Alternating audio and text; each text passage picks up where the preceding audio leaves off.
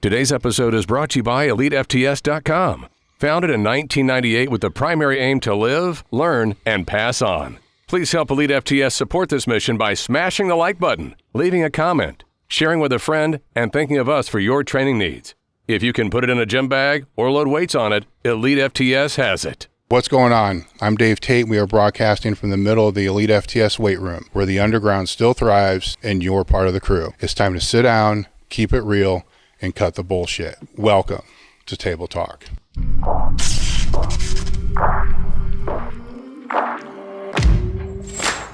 All right, guys, we are back, and today our guest is Marek Israetel. We'll get into your background here in a little bit, but first I need to thank our sponsor, Marek Health. Marek Health is a premium telehealth platform that specializes in hormone optimization and preventative medicine. There's two tracks that you guys have heard me talk about before. I'm going to talk about it again. There's the self-service labs, where you can get your labs done and have them reviewed yourself, or take them to your doctor if your doctor is competent, be able to go over what's good, what's bad, what you should do, what you shouldn't do, and so forth. Or you can use Marek's guided optimization, where they'll hook you up with a patient care coordinator, which will then help you with the labs, go over the labs, and then determine if you need over-the-counter or prescription treatment options for what you need. I highly recommend this, guys. I know I got this script that I kind of go by here and there, but for all this, I mean, maybe we'll talk about labs here a little bit later, you know, and the importance of labs. Who knows where this conversation is going to go, but we can talk on that, because there's good, there's bad, all this other stuff. But what we do know is, if you're looking for hormone optimization, or just trying to figure out what's fucked up and not fucked up, as soon as you walk into your doctor's office, if you're any kind of lifter of any degree, we all know what happens. They're going to look at you, you're stereotyped, and they're not going to really do shit for you. So here's an option with Marek Health. So check them out at marekhealth.com. The other sponsor, obviously, is elitefts.com. What I want to let you guys know now is, last week I touched on it a little bit, but I didn't touch on it that much. We have a donation site through Glow where you can support the podcast. That is the first link that you should see in the description. By supporting the podcast, you are allowing me to keep doing what we've been doing with the podcast over this season, and to continue to grow the podcast from there. I put in that donation option for all the overseas people that didn't want to pay for the shipping on $90 to ship a t-shirt overseas, or any of our limited wear or coffee that we use to support the podcast. So we have that option now, guys, so check that out. So without further ado, we're going to get into our guest today, which is Marek Israetel, which I don't want to do what everybody else does and just kind of ramble about what all your credentials are. They're going to come out as we just talk throughout the training, but he has a Ph.D. in Sport Physiology. So we'll just leave it at that. And you've wrote like a bazillion books. And what I want to do is, right when you sat down, I told you about, you know, you came out to, it was actually when the gym was in what I consider one of the biggest mistakes that I ever did the company was, we were in that lumberyard place for a while. And then where the gym was only like a 600 square foot part of that complex. And Jim's office was Jim's office, but then it also became Jim's office, and where we were pressing t-shirts. And then we started selling more t-shirts. So as Jim's trying to work, there's boom, you know, a heat press just blasting all day long. So we realized we had to move the heat press from Jim's office to where the weight room was. Then the weight room had to go somewhere. So I found this place in the middle of nowhere, which is an old John Deere dealership, which you came out to visit, which was awesome, right? Because you look at it, you're like, this is the greatest thing in the world. It's in the middle of nowhere. It's perfect, you know. So we move all the shit over there, put more stuff in there, because that's what you do when you have a gym. The bigger it is, you fill it up. And I never stopped to think, how's it heated? And it was propane heated. And there's a big propane canister that was out front. And we went from like $100 a month heating for where it was before to $2,000. Oh my God. No, it was like, oh shit. Never even. So it was like, okay, don't ever turn the heat on. Nobody ever turned the heat on, which we really didn't do, but it's still, that became this process of we got to figure out how to move it back. But while we were there, it was maybe a year year and a half is where we started these underground strength sessions, which you came to. And because we got a mutual friend, Mike Zerek, that was talking about it. He was like, he came down with me that one time, and I'm like, who? He's like, well, you're kind of like the bodybuilding guy. I'm like, that doesn't help me. And he's like, you remember Bullet Hole? Like, there's this dude named Bullet Hole, yes. Right? And I'm like, oh yeah, how can you not remember Bullet Hole? I'm like, I remember Bullet Hole. We came down one time and we was with Bullet Hole, and I'm like, this doesn't help. He said, well, he gave you a bottle of this Russian wine. And I'm like, now I know who you're talking about, because I felt so bad because I don't drink. Yeah. And I'm like, I don't know what I'm going to do with this. And Wendler's like, don't worry, man. Somebody will take it. Don't worry about it. And it was like gone the next day. But that was a trip. So that's going way back, right? So that was, you were still in Michigan there. So with your studies, was that still your undergrad? That must have been somewhere between towards the end of my undergrad and the beginning of my master's or something like that. What year was that? I don't know. 2008, 2007? Probably. So I was in a master's program during that time. I might have just started it or something like that. Or I was, maybe it was just before the master's program or something. But I was not Dr. Mike yet. Holy shit. So just finishing an undergrad degree. Yeah. And I was drug-free and not exceptionally strong, and I knew a fraction of what I did back then. I masturbated a lot, so that's a feather in my cap. That's always a good thing. I was very good at it. When did you come to the States? In 1991, yeah. My parents brought my sister and I and grandma over to the United States. We came from Moscow, Russia. We came as asylum seekers, technically, because we're Jewish, nominally, like just genetically. And at that point in the late 80s, early 90s, it was like okay to just go beat Jewish people up in the street. Because, when shit goes bad, you blame the Jews, which, I feel that. It's just kind of a repeating thing. So President George Herbert Walker Bush decided to approve asylum seeker grants from Russia to the United States. And so we got in and we showed up and we ran away. It was very, very clear about that. We ran away from communism. Most of our jewelry was taken from us at the airport by just airport workers that were like, this is ours now. And they tore up our Soviet Union passports. So people ask every now and again, have you been back to Russia? No. There was a time a few years back where I was considering going for a jiu-jitsu competition with a friend of mine. But then I realized that Russia is one of the only countries in the world in which you don't just need an entry visa, you need an exit visa. Like, can you imagine almost getting on a plane in America? Let's say you're flying from Seattle to like Singapore. Yeah. Is the American government ever going to be like, hey, why are you leaving? No, they don't give a fuck. See you later. See you never. And Russia has to approve that you are allowed to leave. And if you don't get approved, you stay against your will. And I'm military age male, Russian Jew, clearly to Russians, because my name is fucking says it all. Born in Russia, and they can tell because it's on my American passport, birthplace Moscow, Russia. U.S. passport, that all looks fucking wrong. It looks really bad. And if they Google me, they realize I probably have some money, and then it all goes downhill. And that's the kind of situation people have been in where it's like, oh, hey, there's a problem with your passport, but it's nothing $2,000 U.S. cash can't solve right now. I'm just fucking not interested in going to places like that.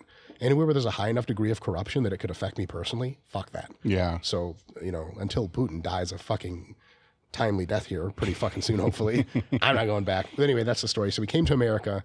The first thing I realized about America is everyone's like really friendly and really happy. We never saw many people smiling before. And we were never let down a single time that we were in America. It's just been all like fucking roses ever since. Like all of us in my family have like met and exceeded all of our dreams. My dad so much liked Bush, and sorry to steer political. That's fine. So much liked Bush that he also read a book by Donald Trump that Donald Trump had published back in the 80s. And he's such a big Trump fan that my dad may be like the single greatest United States patriot that I know.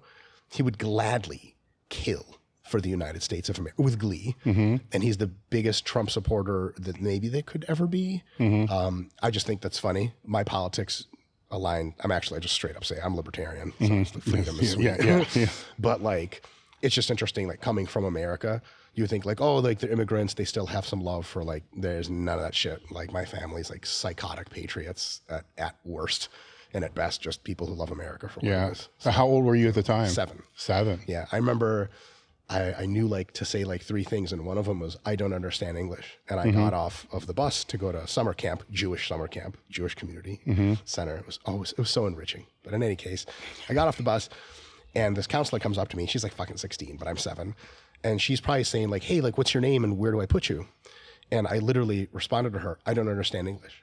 And then what she said back was the effect to me of, because she kept in English. I remember this was like my first sense of internal sarcasm, where the only thing I thought after that was, bitch, I just told you I don't speak English.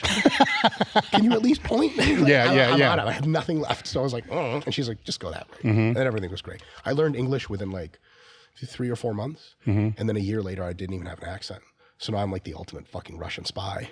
Oh, it could be. Pretty fucking American. How do we know any different, right? How could we ever? Well, we don't. Maybe I'm here to assassinate Dave Tate. Who knows? Yeah, I think you have better targets than me. But I didn't say it. You said it. So when did you find training then? You know, when did that come into your life? Yeah. As a teenager, how did that come to be? So I was trying to hang out with a friend of mine who's still my best friend, and we went to the same middle school, and we went to freshman year of high school together in Michigan, Oak Park, Michigan, Berkeley, Michigan. Yeah. So I was like, hey man, do you want to hang out after school today? And he's like, I'm actually going to go try out for wrestling. And I was like, can I come along? It's one of those fucking weird life decisions. So much happened after that. I can't tell what part of that was inevitable because of the wrestling, or what part of that I would have come into anyway. But I went to wrestling, and I ended up staying in wrestling for all of high school. He just did like 2 years, and then he was out. And it was in wrestling that I discovered that the human body is a system that is either capable of generating lots of good things, power, strength, endurance, or not so good things. And I just happened to be a late bloomer, puberty-wise, something I tried to make up for later with excessive masturbation, I might add. That seems to be a common theme. It's strange times. So I just wasn't super strong or super jacked. And after a season of wrestling, and that's obviously illustrated to you, like you look around and everyone's, they're like teenager jacked. We were like, why the fuck do you have little abs, motherfucker? You ain't even 15 years old. And I was the kind of 15 that I was like Harry Potter, but like after the Christmas holidays, like a little pooch, little kid titties, you know what I mean? Like just a fucking little kid. And in wrestling, it became apparent to me that like how physical I was a big deal. And I just did not have a body for sport. And at the end of wrestling, I lost some fat, I gained a little bit of muscle. But then I noticed that people who were fucking jacked, I think it's just were better at everything. And also I wanted to look like that. So I was like, I'm going to go lift weights. I started lifting weights explicitly with the goal of getting stronger for wrestling. The summer after my freshman year, or really the spring, because as soon as wrestling ended, spring of freshman year, I was fucking in the weight room. And I did that. And at first my goal was to just get stronger for wrestling. And I fucking hated lifting weights. I hated it. Weird. But like, I hung in there because I was like mission oriented. Yeah. After 1 year of lifting weights, I loved lifting weights more than wrestling. After multiple years of lifting weights, I knew it was going to be the rest of my life, something I did. It grew on me in like a really, really crazy way. So eventually I finished all 4 years of wrestling, but every year, and this is not something I'm proud of at all, because I was a different person back then. If I had to redo high school, I would wrestle 365 with active rest breaks here and there, but I would be going to D1 everything, because like that's my mentality now. If you're going to do something, you fucking do it right. I get less interested in wrestling every single year of high school, even though I finished. And then as soon as I was done with the last year of wrestling, I had another chance encounter with a gentleman in the Jewish Community Center of Metro Detroit, of course, who was a former powerlifting guy. And he had won some things. And he watched me bench press, and I was like 140 to 160, and I was benching 225 for reps, which is like pretty fucking good for high school. Good, yeah. And he saw me in the Jewish Community Center, and he was like, you could be good. And I was like, I know who you are. I've heard about you. Much respect. And he's like, no worries. Do you want me to teach you how to bench press? And I was like, yes. And the first time I learned how to arch and retract, I was like, this is dumb. I'm weaker. And then 4 sessions into arching and retracting, I was lifting numbers I couldn't even conceive of before, because clearly that's fucking better. And then the powerlifting bug bit. And I was like, oh, wow. I started looking up records. I started looking up techniques. And then in college, I was just powerlifting and into that whole world. And at the end of that powerlifting journey, roughly, is when I met you for the first time, after looking at many, many pictures of you, of course, in the privacy of my own home. Well, hopefully without the masturbation, I hope. Otherwise it's going to be really weird. I mean, I would look at the pictures and memorize what you look like. I mean, you know what this is? Let's just get I was fat and bloated. So that makes this even way kind of more weird. People like what they like. Remember the bears? Or the bears still, the powerlifting bears? The big bloated, like Chad Ikes was the powerlifting bears, are like I believe they were the gay powerlifting community, right? And they liked the big furry big dudes like Chad Ikes and stuff like that. Dave, when you say, do I remember, these people are still around. They're still around. More in force than ever before. I know them. Oh, they're out there. Yes. 100%. Yeah, you're doing just... You're I'm a little disconnected. Unbelievable. Yeah. They're still around. Yeah. 100%. Did the weight training or the training because you were wrestling before, did it change your win-loss record? Did you become a better wrestler? So unfortunately, I got less and less invested in wrestling for a few other reasons. It's sort of outside the scope. But my ability with whatever technique I knew to make the match go my way was like exponentially increased. I mean, if you're just fucking jacked and you're a sophomore wrestler, you just win 50% of your matches automatically just because you're fucking stronger. So when I know of people who wrestle but don't take weight training seriously, to me, it's like a truly deep admission of the fact that you don't understand the whole picture. It's like somebody in the modern day who is trying to be the best Formula car driver, but doesn't do like simulator work. It's like, but you can get 10 times more sessions in a simulator than you ever would in a test track. And you'd be like, I'm old school. Like, no, it's just that's fucking wrong. It's like training to be a pilot without going to a simulator. Like, it's not that. So when you're a wrestler, you have to ask yourself, so what is your objective mission? It is to impose my will against the other person, to get them to do what I want. But more specifically, is to physically move parts of their body into other locations that they don't want to be. It's a force vector problem. It's very complex, but at the end of the day, if you can magnify the thickness of your force vector and just push through, whatever technique you have, you can amplify like crazy. Like, if you're wrestling and you get an ankle pick just behind their ankle slightly, if they push out of it, you'll lose it. But if you have super fucking strong grip, strong biceps, strong lats, you go like this, you get the takedown. So whatever level of skill you have, if you're a combat sport athlete at all, the question of how much stronger should I be, the only realistic limits to that answer is if your strength training is degrading your ability to recover or to train more for technique wrestling, those are the only two excuses you have for not spending all of your time. So fill up all of your wrestling time with as much wrestling technique as you can. The rest of your time with rest and relaxation, whatever you have free, should be spending getting gnarly, uncomfortably strong, because then you pose a serious fucking problem for everyone that you compete against. Yeah, there's a lot of similarities between your story and my own, where I was wrestling from 5th, 6th, 7th, 8th, 9th grade. And somewhere in that mix, I found the weight room, But first there was like the universal machine, the coaches are just running you through, and I didn't give a shit, Sure. Just one set. And I realized then, I'm stronger than everybody else, but it was just kind of what you did. And I would just get beat all the time. I was a fish, right? I mean, that's what they called it. And then there was right around 12, 13, my father put me into a powerlifting club, and then just training there, I got stronger. Then all of a sudden I didn't get beat anymore. Just my skills were the same, maybe a little better, because I love the training. I love the mental aspect, the work hard ethic that wrestling has. Of course. And at the same time, I was playing football.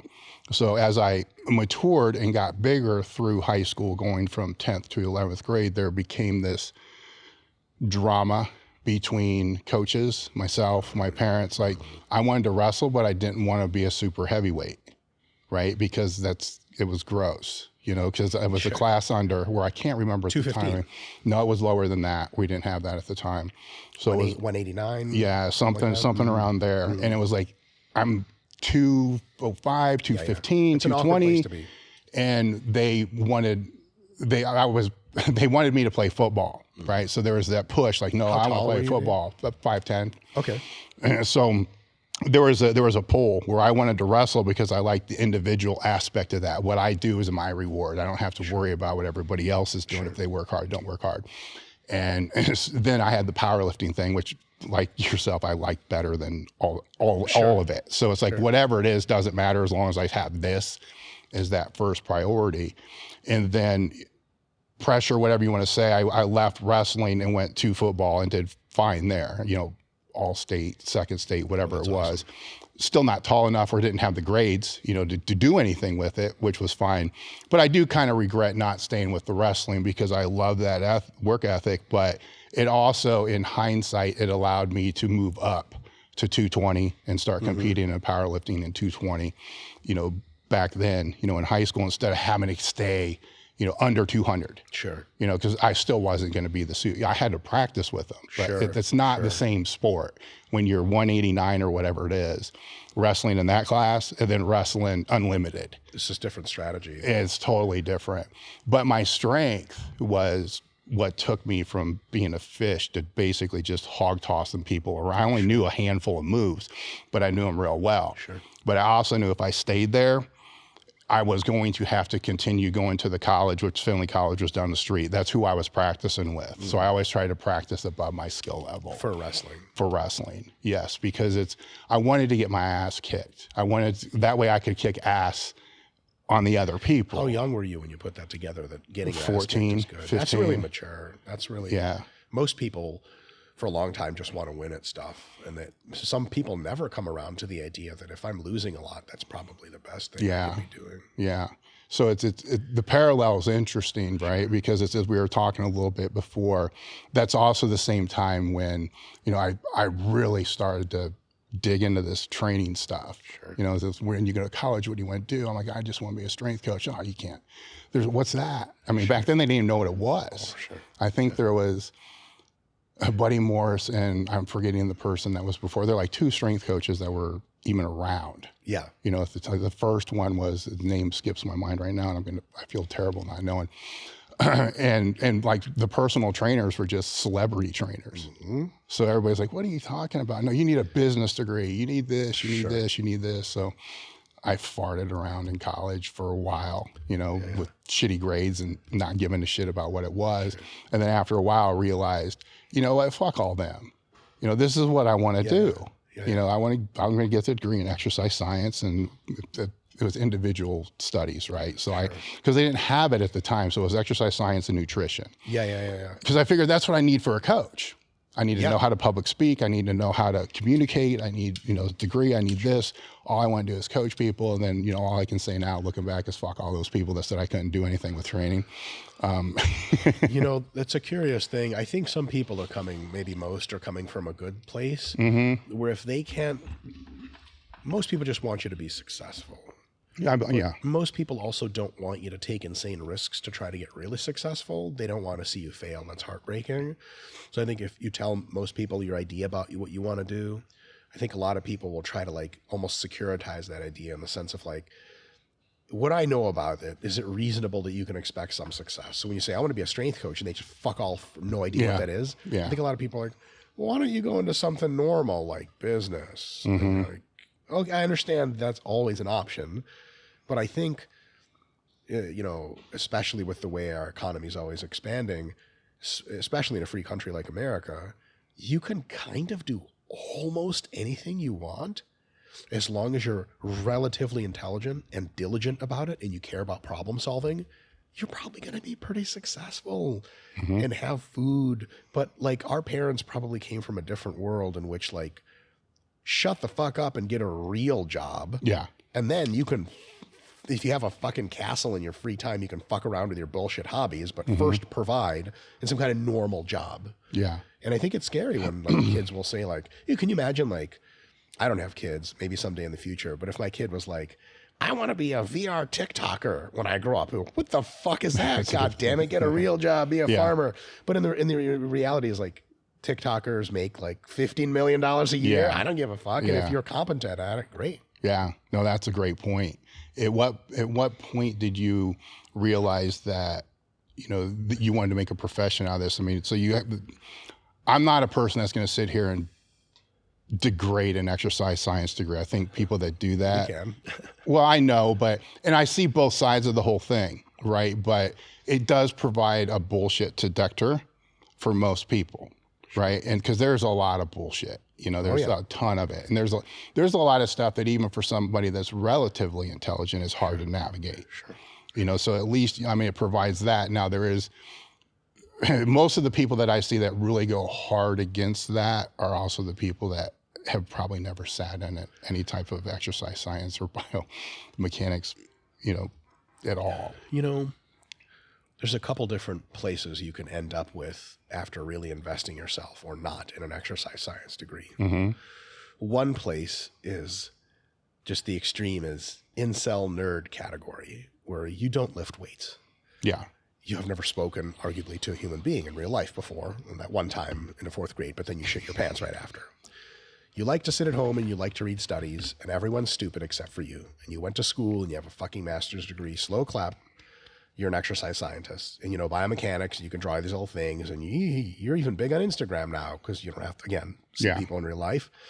And it turns out you don't actually know anything about how to coach real world athletes to get fucking strong. Yes. I wouldn't go down that route. It's a bad idea. No. The other route is like, I got big and strong by myself and I worked at the bottling plant the entire time. And I got so big and strong that now I'm one of the world's strongest people and I'm an authority on strength. Mm-hmm. But reading didn't come too easy to me. And I just hang out with my bottling plant buddies and being smart and looking at books and studies is fucking stupid. I would use another word back from the 90s that I'm going to get canceled for, but lame, another word for lame. And it's just not something I want to get around. So I end up repeating these mantras of like, just shut the fuck up and lift, bro. Just get fucking strong. Yeah. Iron forges iron. Like, oh, I feel all of that, but like, should I do 4 reps today or 5? And like, fucking doesn't matter. Like, the Russians saying it doesn't matter, or the Chinese lifters like, man, I don't know. I think there's like a precision you can have. So I think maybe one of the better perspectives is whether or not you get a formal exercise science degree, try to do 2 things. Be fucking hardcore in the gym and explore your own ability to get strong. Be around athletes that are fucking pushing the limits so you can understand the dynamics of that from a personal level. Yes. The other thing you can do is just try to learn as much as you can about the science and practice of what the fuck goes on in a gym and outside the gym. Some of the people I've spoken to that know the most about training don't even have degrees in the shit. They just read a bunch of stuff online. They were fucking smart and they read the right shit. I remember talking to people at the end of my undergrad that were engineers. They weren't even in my exercise science track. And they had read elitefts before I did. They read it first. And they knew what deloading was before I did. And they knew the concept of deloading. So they would deload every 4 weeks. I would never deload. I was doing high intensity training, you know what I'm saying? Arthur Jones type shit. And I was just like stagnant in strength gains and they just kept getting stronger. They got stronger than me. And I was like, what the fuck? Then I started reading shit that wasn't in my own undergrad curriculum. Yeah. So the way they got to that was different. But in the end, you fucking train hard and you also respect that there's a knowledge around that. And if you want to get a lot of the knowledge, that's fucking a really good idea, no matter where you come from. So if I meet someone that has an exercise science degree, I don't automatically be like, oh, they know what they're doing in the weight room. No, I agree with that. Fuck that. They don't. Most of the time, they don't do shit. I mean, arguably, they don't know anything. Yeah, I mean, there's art and there's science, right? For sure, it's both. For sure. For yourself, you decided to go hard into the science part, with the PhD and going and being a professor as well through your journey. What caused that interest for you? So, the first reason I went into that stuff was because I started becoming so passionate about getting stronger myself that I wanted to know more about how do I get stronger. I didn't want to leave stuff up to chance. Like if I got really curious about how to design computers, I would ostensibly go into a computer design field because like other smart people have figured stuff out about computers. Maybe they could teach me how to do it better. So I just started taking classes and eventually switched my major to kinesiology because I just wanted to know more about how to make myself and other people I was helping stronger. I got a master's degree in exercise science for that specific, precise, still same reason. And then I thought, okay, well, I kind of a little burned out of school. I did a year in New York City where I was just a personal trainer at a private personal training gym. And I realized at some point I just did not know enough. My own thirst for knowledge about training was just not quenched at all. I had serious ideas that I wanted to know if they were true or not. And so I went back to school to get a PhD. Luckily, super fucking luckily for me, the PhD was under Mike Stone at East Tennessee State. And he literally gave us an unbelievable talk on day one was, if you're here for adult fitness, if you're here for injury prevention or rehab, or if you're here for lifestyle medicine, you can get out right now. We're here to take good athletes and make them better. And I was like, holy fucking shit, did I land a jackpot? Yeah. So 3 years of that later, I literally became Dr. Mike because they gave me a Ph.D. It was pathetic. I cried a lot. They were like, fine, fuck you, here it is. And I actually learned the integrated science of what's now called modern periodization. I went to school for 3 years to learn periodization. And that was unbelievable because I thought I was going to get a lot out of the program. I got way more out of that program than I thought I would.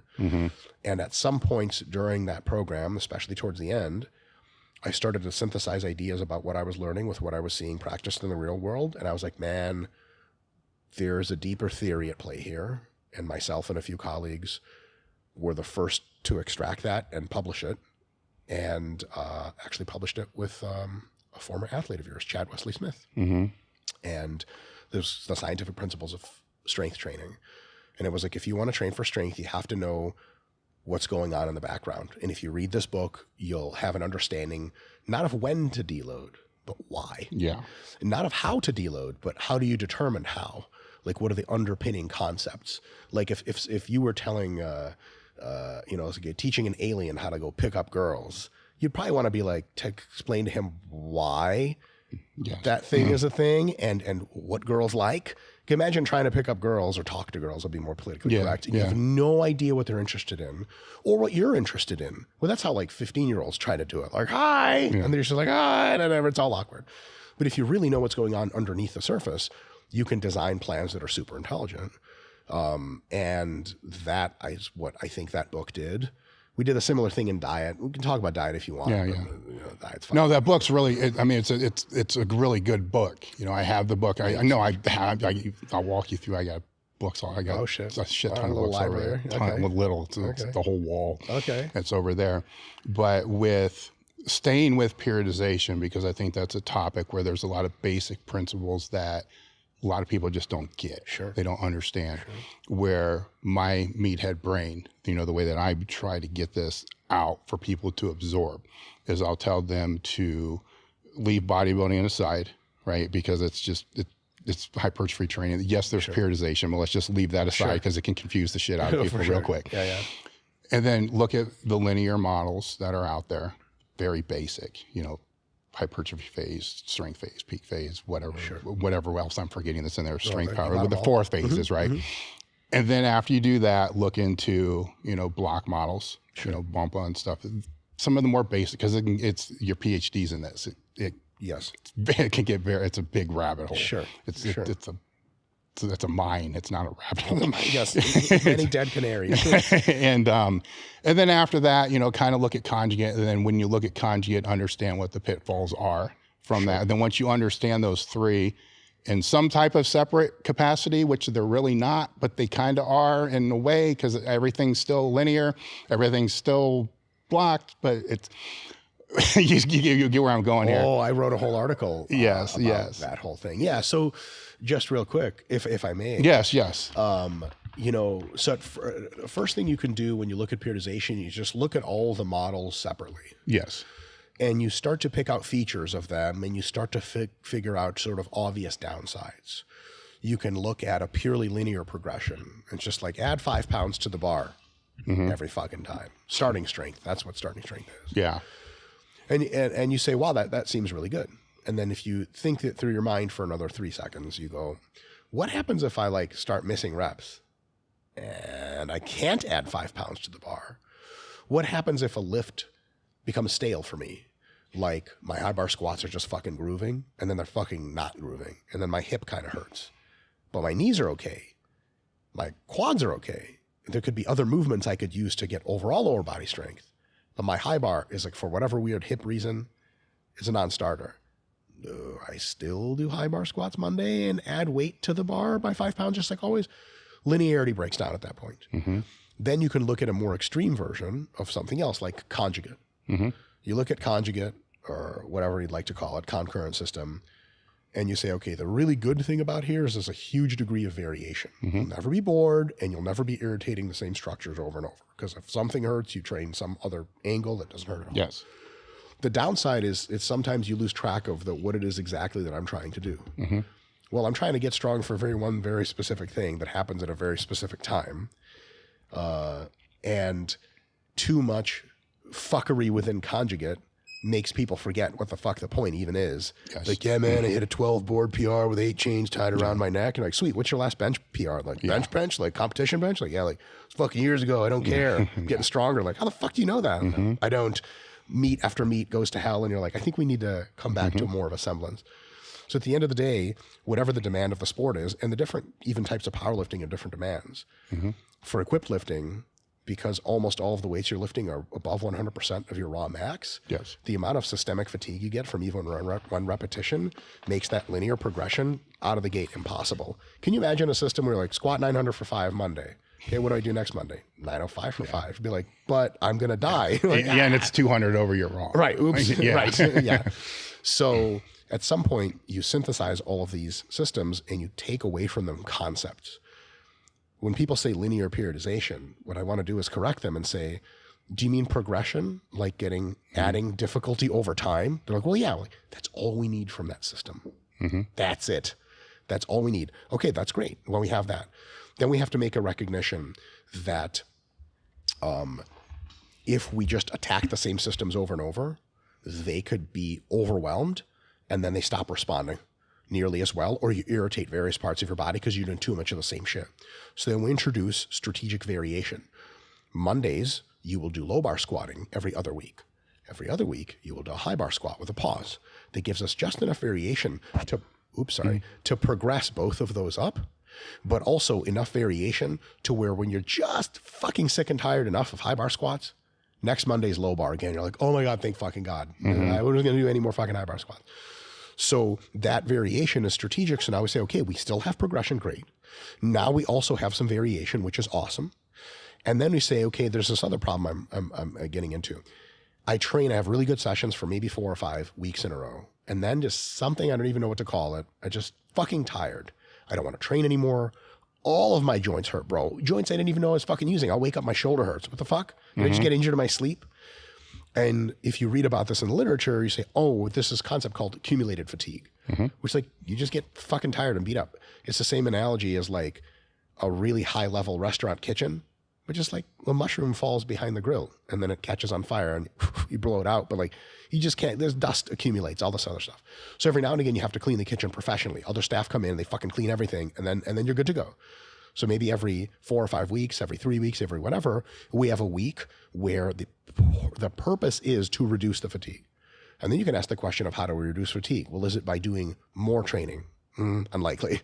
Like, is it by doing a completely different kind of training that's still hard? No, because it's the hardness that really accumulates fatigue. Can you imagine if I was like, Dave, looked at your powerlifting plan, next week's deload, buddy, no heavy weights. You're like, oh, thank God I needed it. And I was like, you're just going to run a marathon that week. I'm like, but I'm going to actually die. Like, nah, it's different. Don't worry. So we realize, okay, we have some progressive components, linear components where we absolutely increase weight on the bar. And that's something I think that was missed from when we leaned in as a strength culture a little too much into real extreme conjugate, was people are like, well, I should be adding to my lifts over time. Like, nah, just fuck that. Your body will know. Like, no. You have to purposefully add 5 pounds when you fucking don't want to add 5 pounds. That's how you make real gains, especially towards the end of your career. So you have progressive element. We have a variation element. We don't do the same boring shit all the time, but that's still constrained within like, well, yeah, it's high bar or low bar, but it's still a good type of decent squat. It's not like one day I have you do high bar squat, another day low bar squat, and another day it's like round back good morning. You're like, but that doesn't hit my ability to extend my knees. Like, yeah, don't worry about it. Like, no, it has to still make sense in logical structure. Now we have that, and we have a certain number of weeks we can go until we need to deload and reduce fatigue. Man, we're fucking really onto something. Now we're starting to develop a structure that makes sense. Now here's the thing. If it's raw powerlifting, the amount of variation you need is less. The amount of accumulative fatigue that rises is less because the weights are objectively lower. And it's really easy to train super specifically. It's hard to train super specifically for equipped powerlifting because like, what are you going to do? Throw on the fucking gear every time? Yeah. That's a non-starter. It's fucking impossible. Now, you can rig some stuff with bands and chains that gets pretty close, but then again, even that's fucking annoying to rig, and even that breaks your body down in weird ways that you need the variation just from fucking breaking down. So you'd have more variation if you had an equipped powerlifter, less variation than if you had a raw powerlifter, but the principles are still the same. It's like if you have someone that comes into your restaurant, you're a cook, and you know they like a little bit more salt or less salt, that doesn't alter the principles of cooking. That just lets you move one of the bars up or down. So for me, I had to get a fucking Ph.D. to understand all this shit, to really make sense of it, so I could come back to other people and say, hey, training's kind of mysterious, but if we just look at it calmly for a while, we can distill it into a set of dependable principles that after you look back at training, you have a list of needs for the kind of sport your athlete that you're helping is interested in. And you can weave together training that at the very least just makes some fucking basic sense. And then you can troubleshoot it later to make it more and more perfect, versus being like, hey, we train, insert periodization model name here, and that's what we do. Well, that's not, you might not really be understanding a whole lot of stuff, and you might not be able to be as open-minded and think critically about program design, such that you're just making the best programs and you don't fucking care what they're called. Some people say like, hey, you do linear periodization. First of all, it's not a thing. Second of all, no, there are other non-linear elements that we use all the fucking time.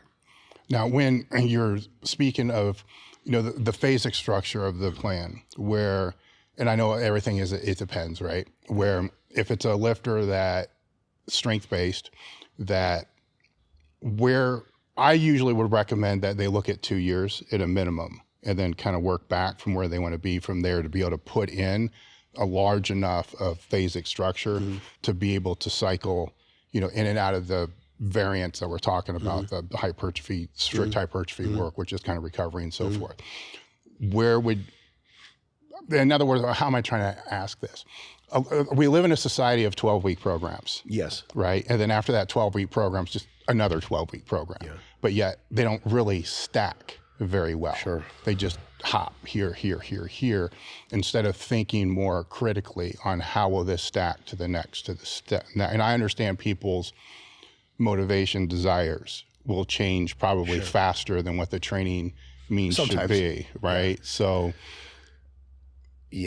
Olympic athletes work in quadrennials, right? So that's easy to kind of back down, right? And also, you're sort of in charge. Like, they've bought into the big picture. Yeah. They can't just fuck off. I mean, they can, but then they're off the team. Yeah. Well, I try to get strength athletes to buy into a bigger picture than 12 weeks. So where I run into some roadblocks with that is, in my brain, a year is really not enough, to really get the full benefit of a training plan. If you're going to really take load off the spine and let things rest and then hit, and then when we're dealing with the chemical aspect, there's that's another variety in there where 2 years is would you agree that it needs to be longer than 12 weeks? I mean, obviously.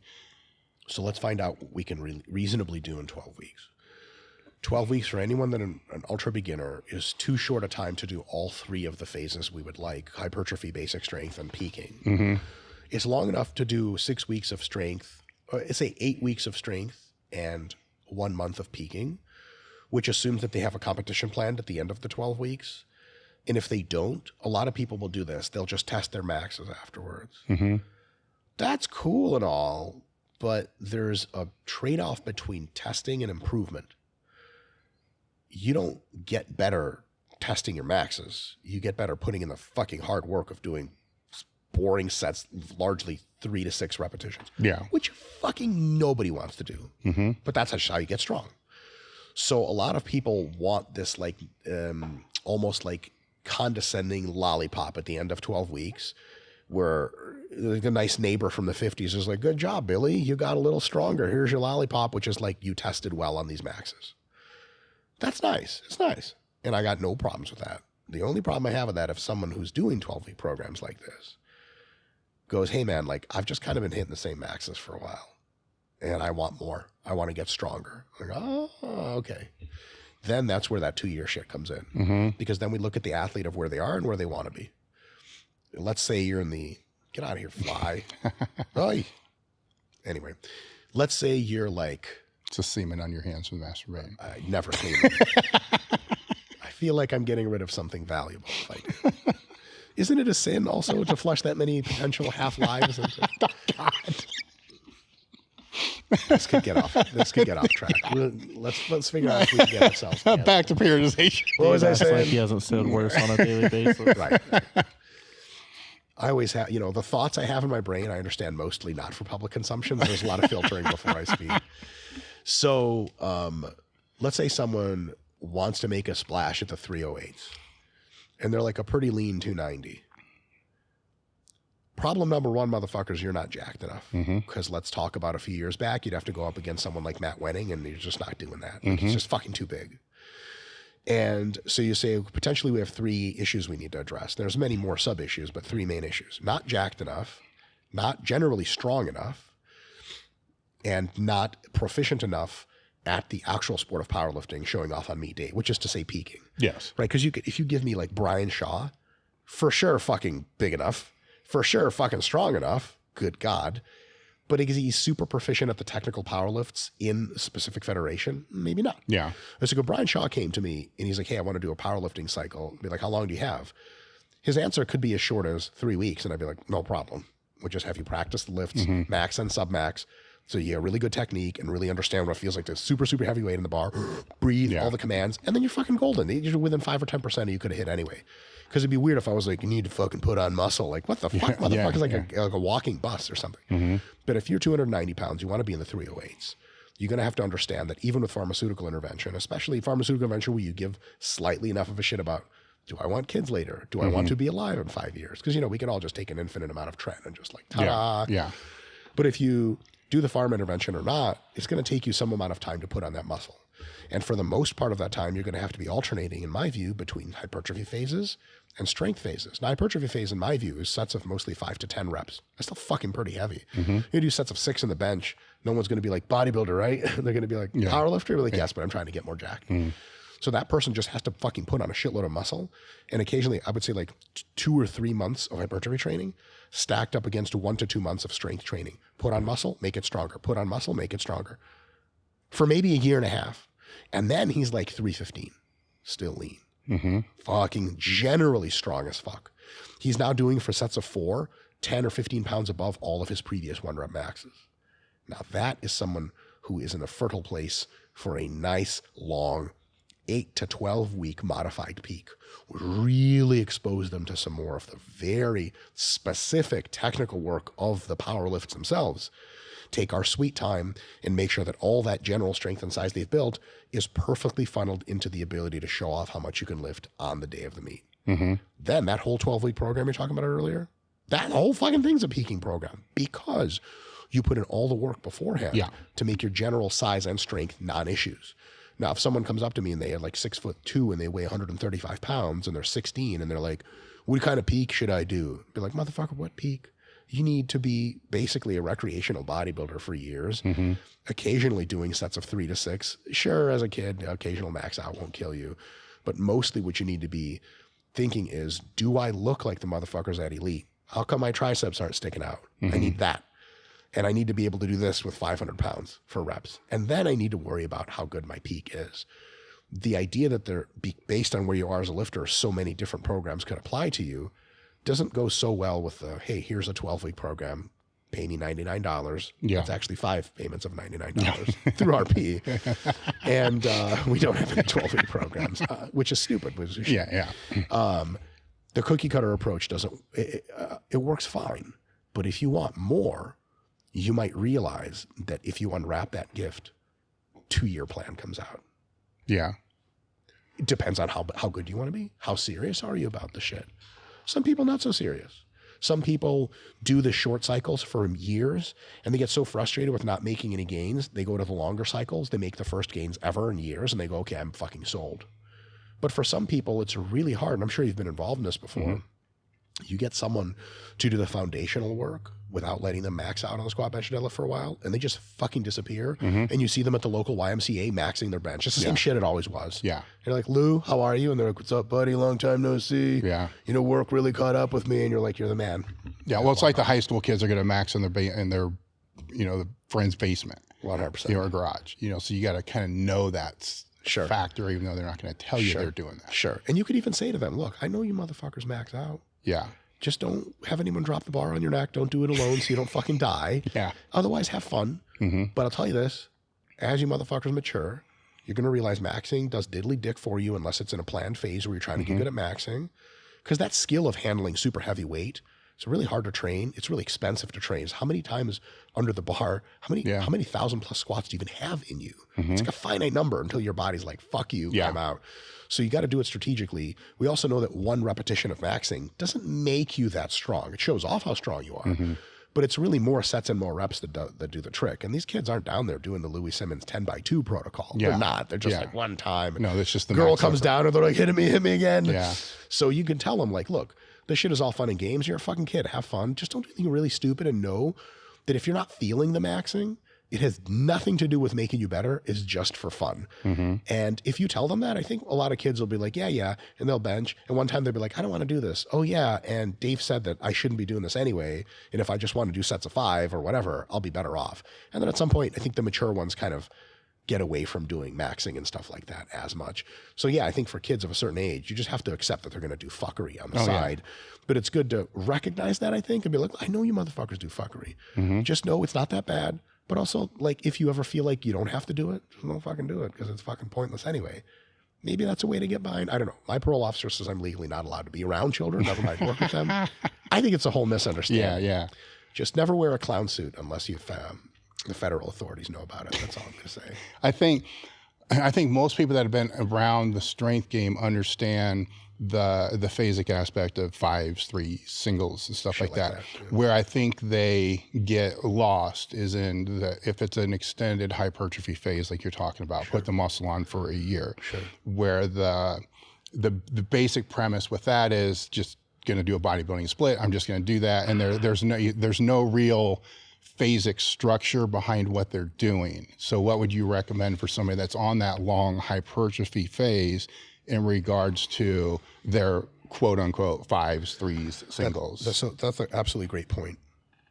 You don't want to go like walk off into the endless hypertrophy dark mystery forest, and like a year you come back, fucking leaves growing on. You're like, the fuck were you doing in there? Well, you don't gain as well. Right. Yeah. So I think that for powerlifters, for anyone, 3 to 5 months of dedicated hypertrophy training requires a break afterwards, because you're so desensitized to growth. And if you were to train more to overcome that desensitization, you just end up exceeding your maximum ability to recover, and you just can't do it anymore. It's like you can only floor the pedal until you hit the fucking the metal, and then it just doesn't go anymore. So being that 3 to 5 months is, for many people, the upper limit of how long they can do a hypertrophy phase. In my view, a really good thing to do after that, 3 to 5 months of hypertrophy work, and then 2 to 3 months even, let's call it 2 months of strength work, sets of 3 to 6 or whatever. So you take that size that you built and you reteach your nervous system how to use it to generate basic strength, which is sweet. First of all, it's a gut check on whether or not you've been adding muscle, because if you think, oh man, I'm fucking big, maybe you've added it in the wrong places. Like, can you imagine a power lifter going off for months and then coming back with like huge side delts, bigger calves, big biceps? And you're like, I see your assistance work went up, but it turns out they've been ignoring the heavy compounds and they're just not even fucking stronger. So you take that 3 to 5 months of hypertrophy work, you put 2 or 3 months of strength work into it. After that, you take an active rest break just to relax, a week or two, just chill. Something that people from the rest of the world in the strength do a lot, and the Americans don't do as much. Mostly because I think Americans do this because it's fun, and also because there's a hardcore mentality of like, fuck taking 2 weeks off. That's fucking lame. Like, it's actually really good for your body. Something to know in hindsight when we're older, nothing we're going to come to when we're 22.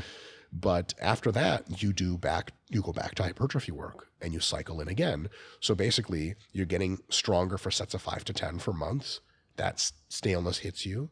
You start getting stronger for sets of 3 to 6. You're the strongest you've ever been. Hopefully, you'll be hitting some of your old rep maxes for sets of 3 to 6. You know you're on the fucking right track. You know you're not just off in the woods doing hypertrophy, in quotes, your real muscle that you're building. And then after that strength phase is over and you have more size to build, you go again for 3 to 5 months, build more size.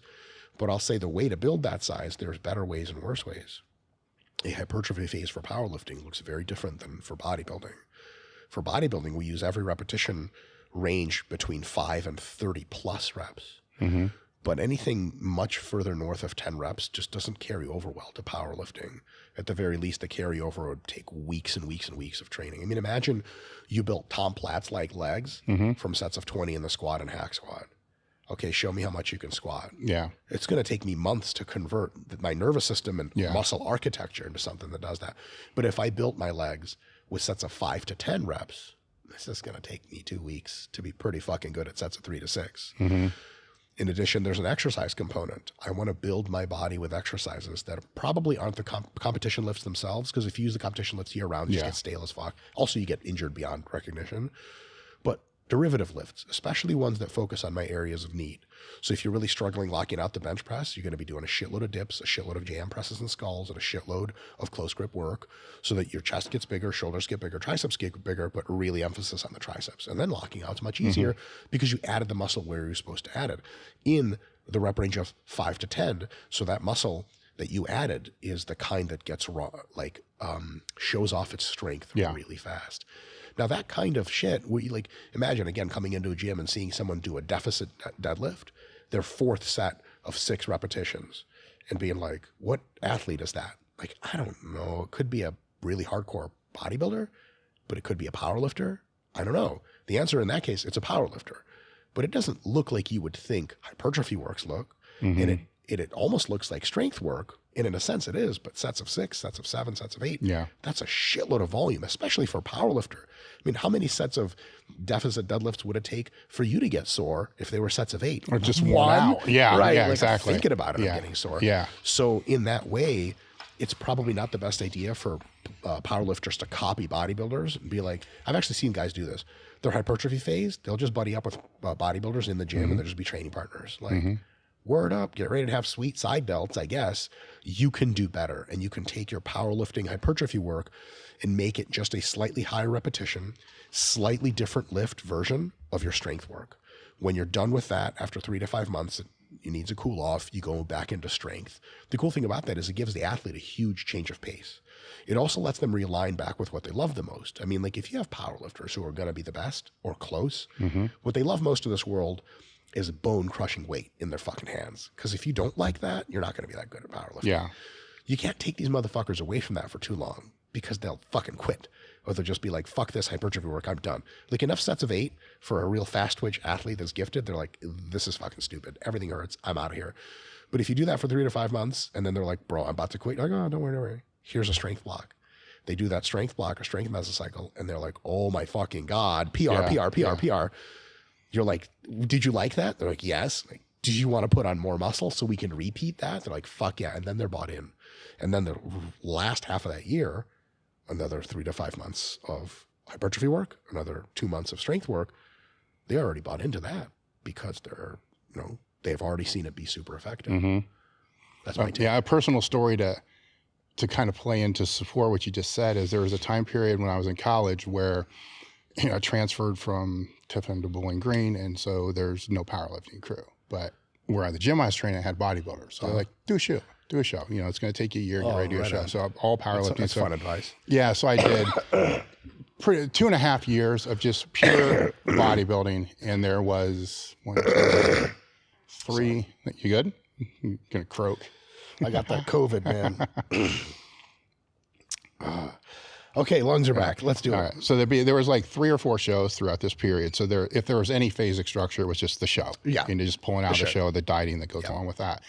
And all training with bodybuilders. So my weight went way up. So I went from a 242 class to off-season 265. You were trying to gain, or was it just eating and growing? I never trained like a bodybuilder before. So the volume. Yeah, the volume. So it was just that. And my strength on a lot of the weird lifts, behind the neck presses, 405 for 5 and stupid shit, like benching 455 for 8, stuff that I wasn't doing before powerlifting, just crazy stuff. But it was all bodybuilding oriented. So then after the 2.5 years of realizing this isn't my gig, I don't want to do this, I'm going to go back to powerlifting. I went right into, the 8-week peaking powerlifting phase, went to a meet, totaled 200 pounds under my best total, weighing 30 pounds heavier. Yeah. And a whole weight class heavier. Now, had I, as what you're saying here, threw in a couple phases in those 3 years to take the muscle that I was developing and teach it to do, right? The easy way to explain it, teach it to do what I wanted it to do, which is the powerlifting. It wouldn't have taken, because that fucked my head. That was that was a big brain fuck. And, you know, Louis, of course, was there at the time. This was before I moved to Columbus. Like, that bodybuilding shit ain't gonna do nothing for you. Yes, you put all this muscle on, you can't fucking lift anything. I'm like, dude, I don't know what's going on. I don't get it. You know, now looking back, you know, that if somebody is going to take that long time, like you're saying, I think what you just said is extremely vital. Because it's going to be a bigger battle. It was probably, first I had to learn how to do the lifts again, because 8 weeks wasn't enough. I mean, when you're used to doing a closed stance squat for bodybuilding, now you're going back out wide. It's like, what the fuck? Especially the equipped sumo squat is a completely different animal. Yeah. Well, this was single ply back then, but it's still a big difference, right? And but all the lifts are different, you know, because I wasn't deadlifting a lot with the bodybuilding, because why? You know, there's other things you can do that I didn't like to deadlift anyhow. So there's that all aside, you know, if you don't like a movement, don't do it. It's funny how people jump my shit about that. But and then the bench is even different, you know, with my structure, benching was terrible for trying to grow my pecs. It just, my arms just overpowered all the frickin' time. And I had to relearn all that. And it's like, what the hell? And it took longer. You basically switched sports. Yeah, I did. And it, you know, of course, hindsight is 2020. At least you learned a very valuable lesson. Big one. Powerlifting strength is specific strength. And being able to do powerlifting things definitely depends on how much muscle you have, but it depends on more than that. Your ability to do the movement, you know, to focus during the movement was a big part that I learned. The other one was, you know, I became very strong on auxiliary exercises, you know, accessory exercises that really didn't mean shit in powerlifting. You know, like an 80-pound side raise. Well, first off, it doesn't mean shit anyhow. But back then I thought it did. You know, like whip up the 80 pounds and, you know, big delts. Just move stuff. Yeah, just throw the shit around and, you know, kind of go that route, which that's something fun to talk about. So we'll talk about that, right? So, well, let's keep into the weeds with the hypertrophy stuff and talk about one of the things that when I'll have people out for training clinics that I try to, lifters, right, that I try to teach them and to show them is how to train movements kind of like a bodybuilder. Let's take the momentum out of the start of the movement. So let's, you know, get to an end range, you know, your full range of motion, right? So get to the end range. Don't use momentum to start it, you know, and then flex it as hard as you can and then control it on the way down. You know, what I want to show them to do is if they're going to do an exercise like a push down or a one-arm tricep extension, you don't need to use 60, 70 pounds. I should be able to, like, if it's you, I should be able to say, here's a 30-pound dumbbell. I want you to go to failure between 12 and 15. And you'll find a way to go to failure. If you got to, you know, flex it harder, slower the tempo, whatever it's going to be. Because a lot of lifters come through this mentality of that repetition is only one way you can do it. Just muscle fuck it up and then bring it back down. My theory, which you'll be able to tell me if this is true or not, is if that's all they do, the joint wear and tear is going to be way higher, because if they can use a lower load, control the weight better, would that not result in less joint wear and tear? Absolutely. I think it's important to ask the question of what are we doing with this specific exercise right now? Because if it's like, look, zombies will be here soon, and if you don't get this one rep, we're all going to fucking die. Use whatever. Use your glutes, use your hips. Who cares? If you are trying to strengthen the triceps, there's like a trillion better compound moves than a cable push down. If you're trying to grow the triceps respond to tension generated by the triceps, and that's what grows them. And it doesn't matter how much rear delt tension or lat tension or ab tension you do in this first part to push the weight down. And nobody gives a flying fuck how many plates in the stack you put. So if you can use good technique that isolates mostly or only your triceps, you can produce lots of force on the way down, but also control the eccentric on the way up. You get the most out of that exercise for growing the muscle And you don't get any of that other stuff like joint wear and tear by using more weight than that muscle alone actually benefits from. And if it's more weight than the muscle alone benefits from, you have to have other muscles and movements come in and help out. Why? Because you arbitrarily said you wanted to lift more weight? There's always a thing where if powerlifters are working in with bodybuilders on assistance work, I mean, it's like that for all humans, mostly men, I guess. You just fucking want to be able to do a lot. You watch the bodybuilder do 100 pounds for 10 reps and then cable push down, and he's doing great technique, and you're like, fucking pussy, watch this. And you do 150 pounds for 10 reps. But everyone knows except for you that your 10 reps were the single ugliest thing ever recorded on camera, and his were flawless. So at the end of the day, what did you do? You hurt your joints more or put more stress on your joints. You probably got the same workout for your triceps, but at the multiple expense of your joints, of systemic fatigue, of other muscles you could be using. I mean, imagine if you did a curl with so much force that you needed your lower back and glutes to activate a ton. What's that going to do to the deadlifts you do tomorrow? You're not going to be as fresh. You might hit 5 pounds less than you could have 10 pounds less. That shit adds up over time. So when you're using an assistance exercise, it's super important to understand what muscle we're targeting, what the range of motion is we're going to be doing, making sure we understand when the muscle moves through the range of motion, and ideally nothing else happens. Yes. That's how you fucking train the muscle. Yes. For that muscle size to increase. If you want that muscle strength to increase, then you put it into a movement that's more strength oriented, like a compound movement, a JM press, for example. You want strong triceps, JM press is great. Because it's not quite isolation, it's more compound, and you press as hard as you can with your triceps and then slowly lower. But that still means no heave hoeing. I mean, there's probably guys that would cheat on the power lifts if possible. Yeah. The thing is, power lifts are not amenable to cheating. And so all of your other work that you should do should also not be amenable to cheating. Like you see guys doing like face pulls and they're going rocking forward and rocking back. Like, what are the face pulls for? Yes. They're like, well, it's so I can retract my get into my bench shirt better. Like, are you allowed to rock back on a bench? Like, no, the bench prevents it. So what the fuck are you doing right now? You better use your actual delts, you stupid asshole, because that's what we're here to train. It's really easy to get away from that. And I think it's super important for a mature lifter to understand that every time I lift a weight, my technique has to reflect the demands of what's going on, and it has to be fucking good. And how much weight I use should be something that falls out of that equation and not plugged in up front. You don't come up to it's so tough. You don't come up and say, I'm going to use the fucking 80s for curls. You go, I need a bicep workout with dumbbells. I have no idea what the weight is going to be, but I need it to be in sets of 5 to 10. You warm up, and after a while, you're like, it's the 60s. And a training partner of yours is like, let's fucking hit these 80s, bro. And you're like, for sets of 2, like, whatever, just fucking get them up. Like, what? Why are we here to just throw 80s around?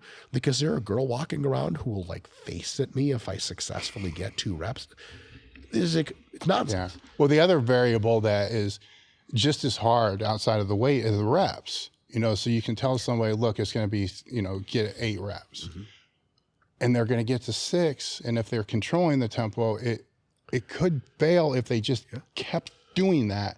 But they got this fucking 8 reps in their head. So it becomes this clusterfuck. Whatever I have to do to get 8 reps, I'm going to do.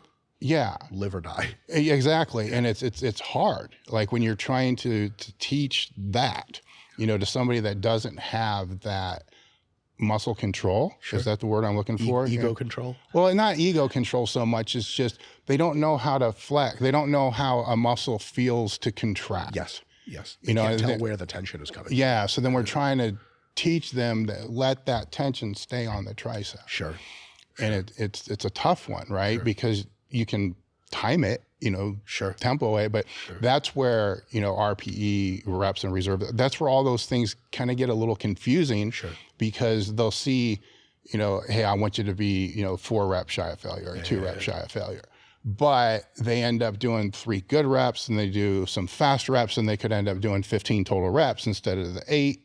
Instead of that whole, how do you teach people and help them to mentally wrap their head around that? I'm glad you asked. I have a very distinct answer. Yes. I think there's a hierarchy to this, and I think it's a 3-step hierarchy. At the bottom of the hierarchy is for beginners or people new to any movement, but especially beginners to training. And the number one thing we want out of those people is to be able to demonstrate good external technique. Like if you are doing a squat, I expect you to hit depth, and I expect you to stand up. I expect your force to be spread evenly between your heels and your toes. And I expect for the bar to stay rigid on your back, and I expect your back to stay like this instead of be like all around. Yeah. And if you can do that, I don't give a fuck if you feel it in your glutes or your quads or where. I don't care how you feel about shit. I need good reps. Mm-hmm. Like, you know, like videos of weightlifting halls, like the World Weightlifting Championships. You look at it and you're like, how the fuck is everybody in there has got perfect technique? I want that. Yeah. So for probably 2 years, all I care about is good technique. And the way I decide with athletes, should you put more weight on the bar, is show me a set of whatever reps you were going to do. And if every rep is very good technique, then you can go up and weight. Okay. And if you fuddle, next week we do the same weight because you're not ready for the shit. So technique first. After they demonstrate that they understand what good technique is, and I'm going to say something else here that's important. In their fucking soul, they are dedicated to every set being good technique. I'm trying to come from a place with athletes where you should be more ashamed about doing bad technique than you should be ashamed about not being strong enough, whatever the fuck that means at the time. And this is probably true for folks like, I'm not going to speak about to you, but you can tell me if this is true for you. I've been around the block. I've been around lifting a while. I think of myself as someone who knows things.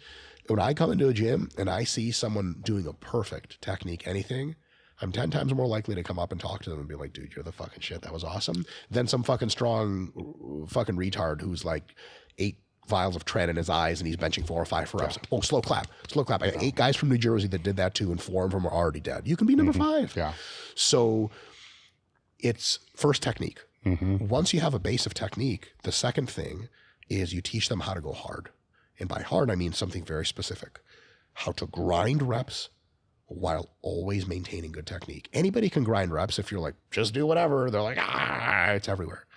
But if you can first get good technique, that first year or 2 of learning good technique, it's almost that the lifting seems so unanimated.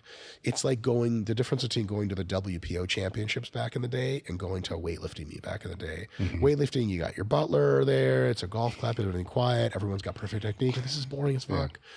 But after that boredom, then you grind these motherfuckers and you say, okay, now that you know what good technique is, and now that in your fucking soul, it's your pride to get every rep with good technique, no matter what, I'm going to offer you another challenge. Now we're going to take you closer and closer to failure, to muscular failure, to where you can't do it often.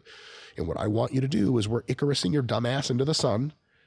And I want you, as Icarus, the dragon or whatever the fuck, as you get close to the sun, even though your feathers are burning off, I want you to fucking fly into the sun with the same fucking cadence as always, if there is no fucking sun.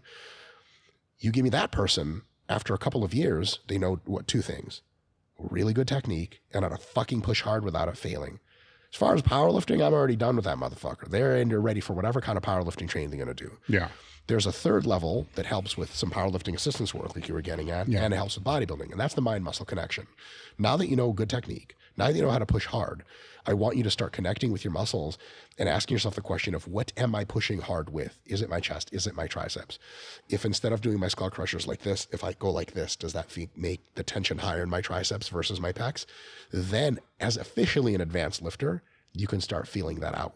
But to your question of like, if you have a person who doesn't really know much, how do you get them to feel that their biceps are working? Dave, I don't have an answer for that shit. Yeah. I think that's 3 questions away from where we should be. Good. Yeah, that's a good point. Yeah. It's like trying to make someone, like, hey, how do I pick up? This is the pickup girls thing is getting crazy. I'll use it. How do I pick up girls in Spain? How much Spanish do you know? I don't know any Spanish. Well, guess what, motherfucker?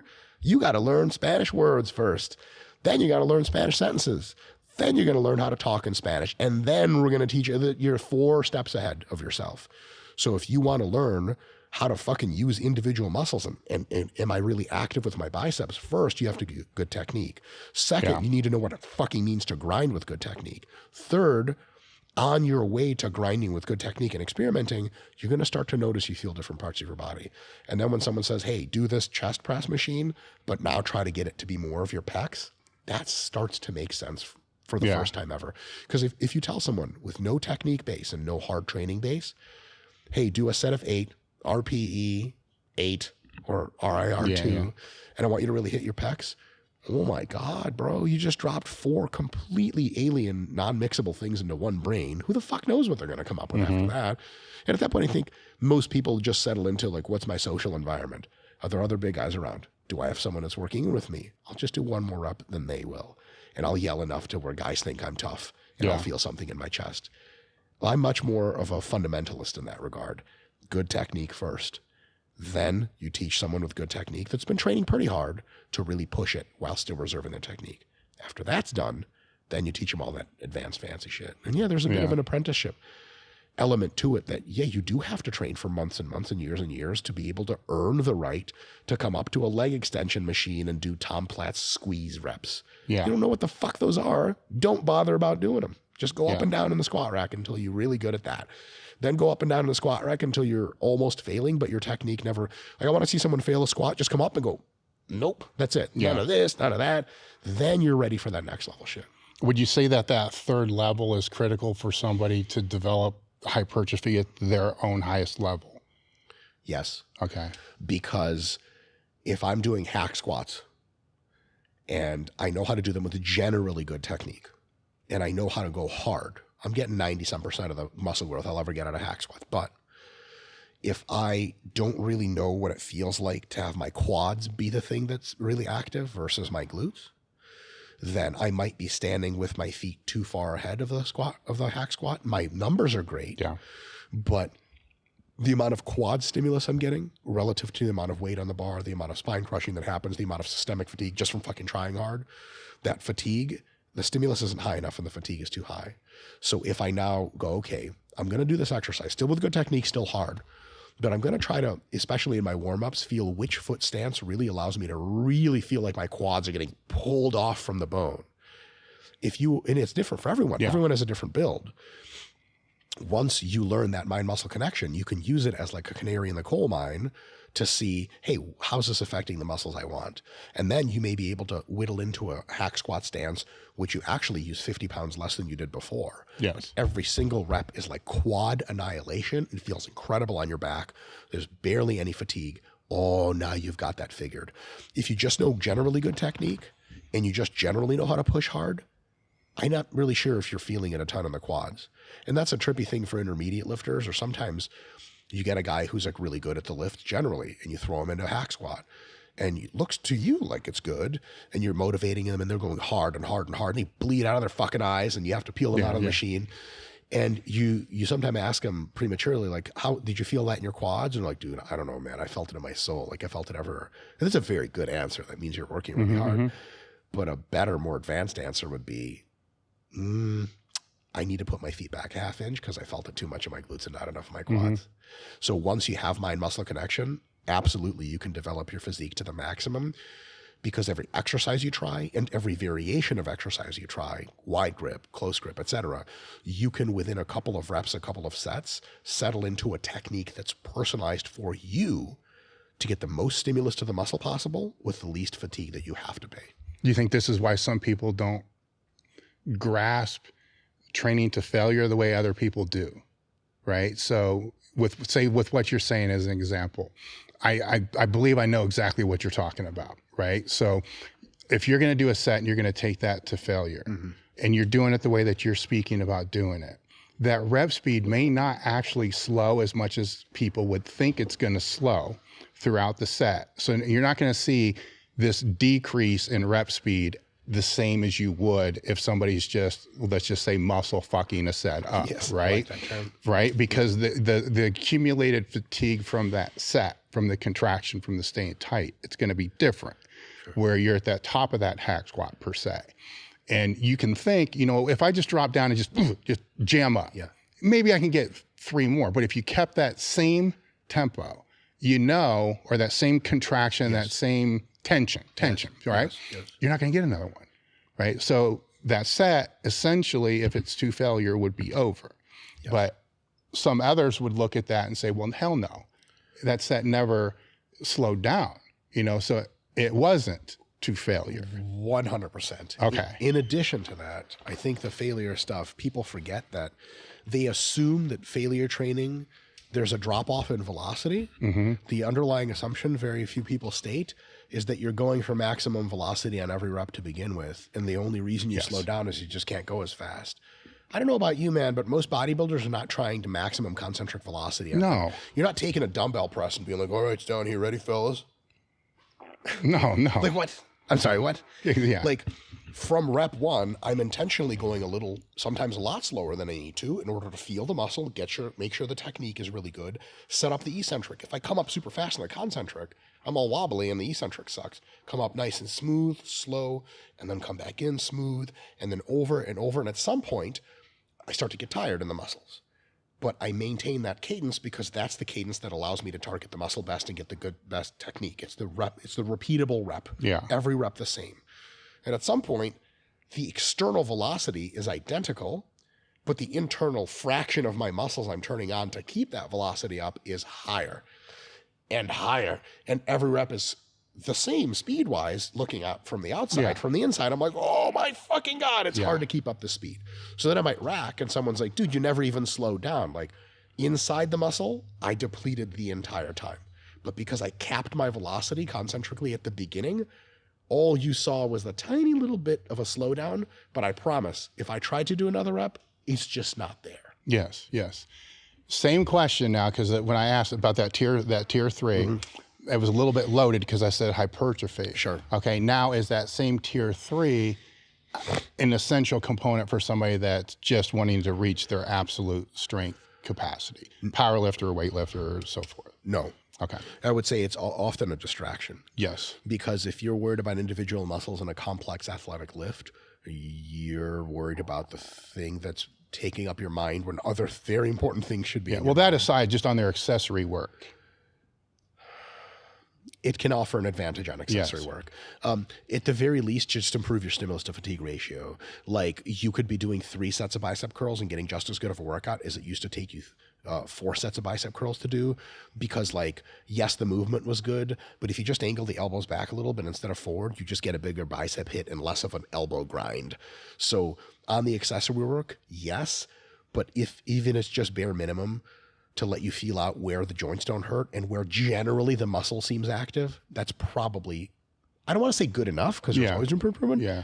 But to me, that's really good. And to be honest, if I see a powerlifter doing assistance work and they have good technique, good range of motion, and good control, and they're going hard, I'm not too worried about being like, you fucking wasting those hack squat sets, man. It's none of that's going to your quads. Like, look, if the knee bends a lot, something has to be happening to the quads. Now, I would love to talk to them, especially if they feel like they have a problem. That's, I think, when an important coaching tool comes up is the question and answer method of like, hey, Jim, you did a good job. You feeling your pecs on those incline presses? And if it's not an honest person who gives a fuck, it's going to, whatever, who cares? But if he's honest, it's like, I'm having a little trouble with that. I can really feel my triceps, my chest, I just don't feel.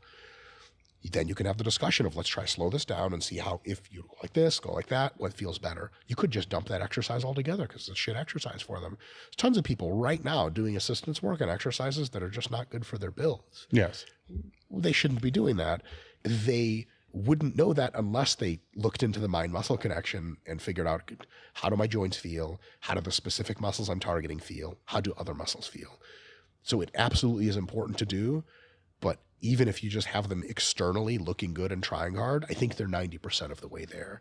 And then on the powerlifting platform itself, or in the peaking training to get ready for that, a totally different kind of third tier category develops. And that's the ability to completely subconsciously and athletically execute near perfect technique.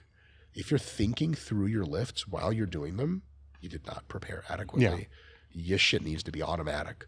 And that you can only get from lots of time in either high speed, light work with good technique, or heavy work with actual super heavy weight on the bar. And it's something you grow. You can't pretend your way into it. Yes. And when you are that strength athlete and you're looking at that training block, let's go with just a training day to make it easier to discuss. You have, let's say you got the first movement, which is your main movement. And then the second movement, which is going to be more in that 3-5 rep, more of a strength movement. Then you got the downstream. Sure. Upper body could be push down, side raises, whatever it's going to be. When, multiple questions here. When you're looking at a program from that, the way I define volume is sets times reps. I define workload sets times reps times weight, right? Just to make sure we're on the same page. That total workload of, I know lifters that will calculate the whole day, right? And then they're counting all those accessory movements into that workload, where I've always kind of been under the mindset of, no, you got this, which you need to calculate independently of this, right? Because it's different. Because if you're looking at that workload, or even if it's just the volume, sets and reps of these things here, and you do take a movement like the push down, the side raises, or whatever it is, and one person could have programmed 5 sets of 8, right? And or they could do it with more control, more tension, do 2 sets of 8, thus reduce that workload for that stuff there, which some people are scared to do because it's going to decrease their workload, which they think is going to lower the work capacity, which plays into the overall block that they're doing. You get where I'm going here, where I'm falling under the mindset of, if you can do 2 sets and it's going to create more tension and that shit's for hypertrophy, then there you go. You know, I would think that that would be better than the 5 for that type of movement. By a long shot. Okay. And it's real easy to start keeping track of numbers like workload or volume and get addicted to the numbers and really start to try to push the numbers up and forget about what the numbers are for. For lack of a better offhand analogy, it's like thinking about like how hard you're fucking and how many times you've fucked. Like, you're like 901, 902, 903. It's like, why is this good? Assuming you've already nutted and it's just round 2. You're trying to help your partner out. Well, is it the number of thrusts they care? Not really. Is it how hard each thrust is? Still something is missing. No. First is quality of the action. So if you give me high quality reps and sets, you don't have to do as many of them to get the same result. The quality is based on what we want. What is a high quality set in bodybuilding is one that provides a really good amount of tension without a ton of fatigue. If that's something you can do and 2 sets of it blow your triceps up like crazy, you're fucking done. You didn't have to do 5 sets. Yes. There's nothing magical about volume that does anything other than stimulate the literally molecular structures that grow muscle. And if you can get a stimulus for those structures with fewer strokes, so to speak, then you're fucking winning all the way around. Now, if more work is called for, you just fucking have to do more work. Because on the other end of that, people try to get real cute and creative and super efficient. And they're like, I just need to do 1 set of this and I'm good. Shut the fuck up and do another set. It's clearly not enough stimulus. So work capacity is a bit of a different discussion. Yes. If you're intentionally trying to build work capacity, you just have to do a certain number of sets and reps to build that work capacity. But I would say if your goal is powerlifting especially, the amount of work capacity you need is preposterously low because you need to do 9 total lifts in one day. That's it. So I think some people get carried away with that. I think you focus on quality first and not the number. And here's another related concept. When people get too into the, I need to hit 5 sets or whatever, 6 sets of 8, they also do a lot of the shit in powerlifting where they do like the mail-in reps where like, you're doing push downs, but you're just kind of doing this, you're texting, you're doing this, talk to someone, do this. The RPE is a giant question mark. The muscle target is a giant question mark. You're just putting down stuff that you did. At what point does that become useless? At some point it becomes useless, and at some point it becomes negative because it actively introduces much more fatigue than it does stimulus. Go into that a little more. So you start doing an exercise, let's say not so well. At first, even a not so well exercise, it helps you, right? And then at some point you do another set of it, and the amount of fatigue that it contributes, you're not getting much more stimulus out of it. Like your muscle's like, I'm actually good. It's more fatigue. And then more fatigue. And the fatigue goes like this, and the stimulus goes like this. And at some point, you're essentially poisoning the system with fatigue. It's kind of like you start out making burritos in a kitchen, and some dirt and dust gets everywhere, a little tomato here and there, but you have all the super high quality ingredients. You roll 3 unbelievable burritos, everyone's happy. You're down a couple of ingredients, like we're out of sour cream, we're out of cheese, sorry. You can still make some good shits decent. Somebody could walk into Chipotle hungry as fuck and be like, I just need a fucking burrito. I don't care about guac or whatever. Hey, here you go. Good. At some point, you only have like half of a fucking tortilla and a bit of cheese. That's a net negative experience for me. If I pay $9 for that at a Chipotle, you're costing me $8, and it's most $1 that I would pay for fucking cheese rolled into a goddamn tortilla. So the net interaction of that is negative. So if I do a set of 8, but my elbows are already fatigued, my muscles have had enough stimulus. And now, anytime you ask your muscles to do work, they have anabolic machinery that turns on and catabolic machinery that turns on. You go past a certain level of work, the catabolic machinery is the only thing turning on at that point. And then you're actually setting up a situation of muscle loss, even though you're doing more work. So the critical factor in training is to first of all, have high quality training that turns the anabolic machinery on as much as possible without the catabolic machinery first. And second, you need a somewhat objective cutoff point of work until you realize this is enough work to where I think I've benefited as much as I'm gonna. And the cutoff for when I start to get into lower benefits and the negative benefits is already here. I'm fucking done. I remember, I think it was you, many, many years ago, you had like a one-off quote that I'll never forget. And you were like, from my experience in the gym, I feel like you can do 1, 2, maybe 3 movements, true exercises in any one session, and then you're fucking done. Yeah. And you said something to the effect of like, if I see a guy who has a program of like 6 hardcore lifts, like, fuck off. You do your squats. You do your low bar good mornings. Maybe you go hard on leg press. Maybe. Yeah. And then you're out. Yeah. Or it's just junk shit after that. 100%. And that junk is causing sometimes neutral shit. Yes. But like, like we have like wives and children to go home to. Yeah. I'm not here to do fucking neutral shit. I'll just go watch Netflix. And in negative shit, holy fuck. I mean, that's the end of the story altogether. So it turns out the best kind of sessions in lifting are sessions that on average are a little bit shorter, but meticulous, perfectionist, ultra intense, and super zap that muscle or that system that you're going after, and then you fucking leave. Yeah. And you come back another time. Weightlifters are so dependent on high quality because their power generation is such a big deal. If they're not explosive, that's not even training for the sport anymore. Weightlifters have 9, sometimes 12 sessions per week, but each session's half an hour. They took your shit and went the extreme. They'll do a session in the morning of only squats, and then a session at night where it's first push presses and then standing strict press, and then they go home. Why? Because if they stayed for lateral raise after, the quality of that work is so below their cutoff line for what constitutes good quality work, they can't justify even being there. Now that's fucking extreme. Yeah. But at the very least, folks listening to this, if you have shit you do during the day in your session, let's say it's a Thursday and you have 5 exercises, you should be able to do a few things while those exercises. Answer the question of what every one of these does, and then ask the question of yourself, if I go hard on every one of these exercises, is it good for me or is it bad for me? Because people have shit in their plans. They sort of tacitly admit that's not even a good idea. They're like, yep, I got close grip bench, I got dips, I got some board presses, and then I have like these extensions, tricep shit. But if we don't get to that, no worries.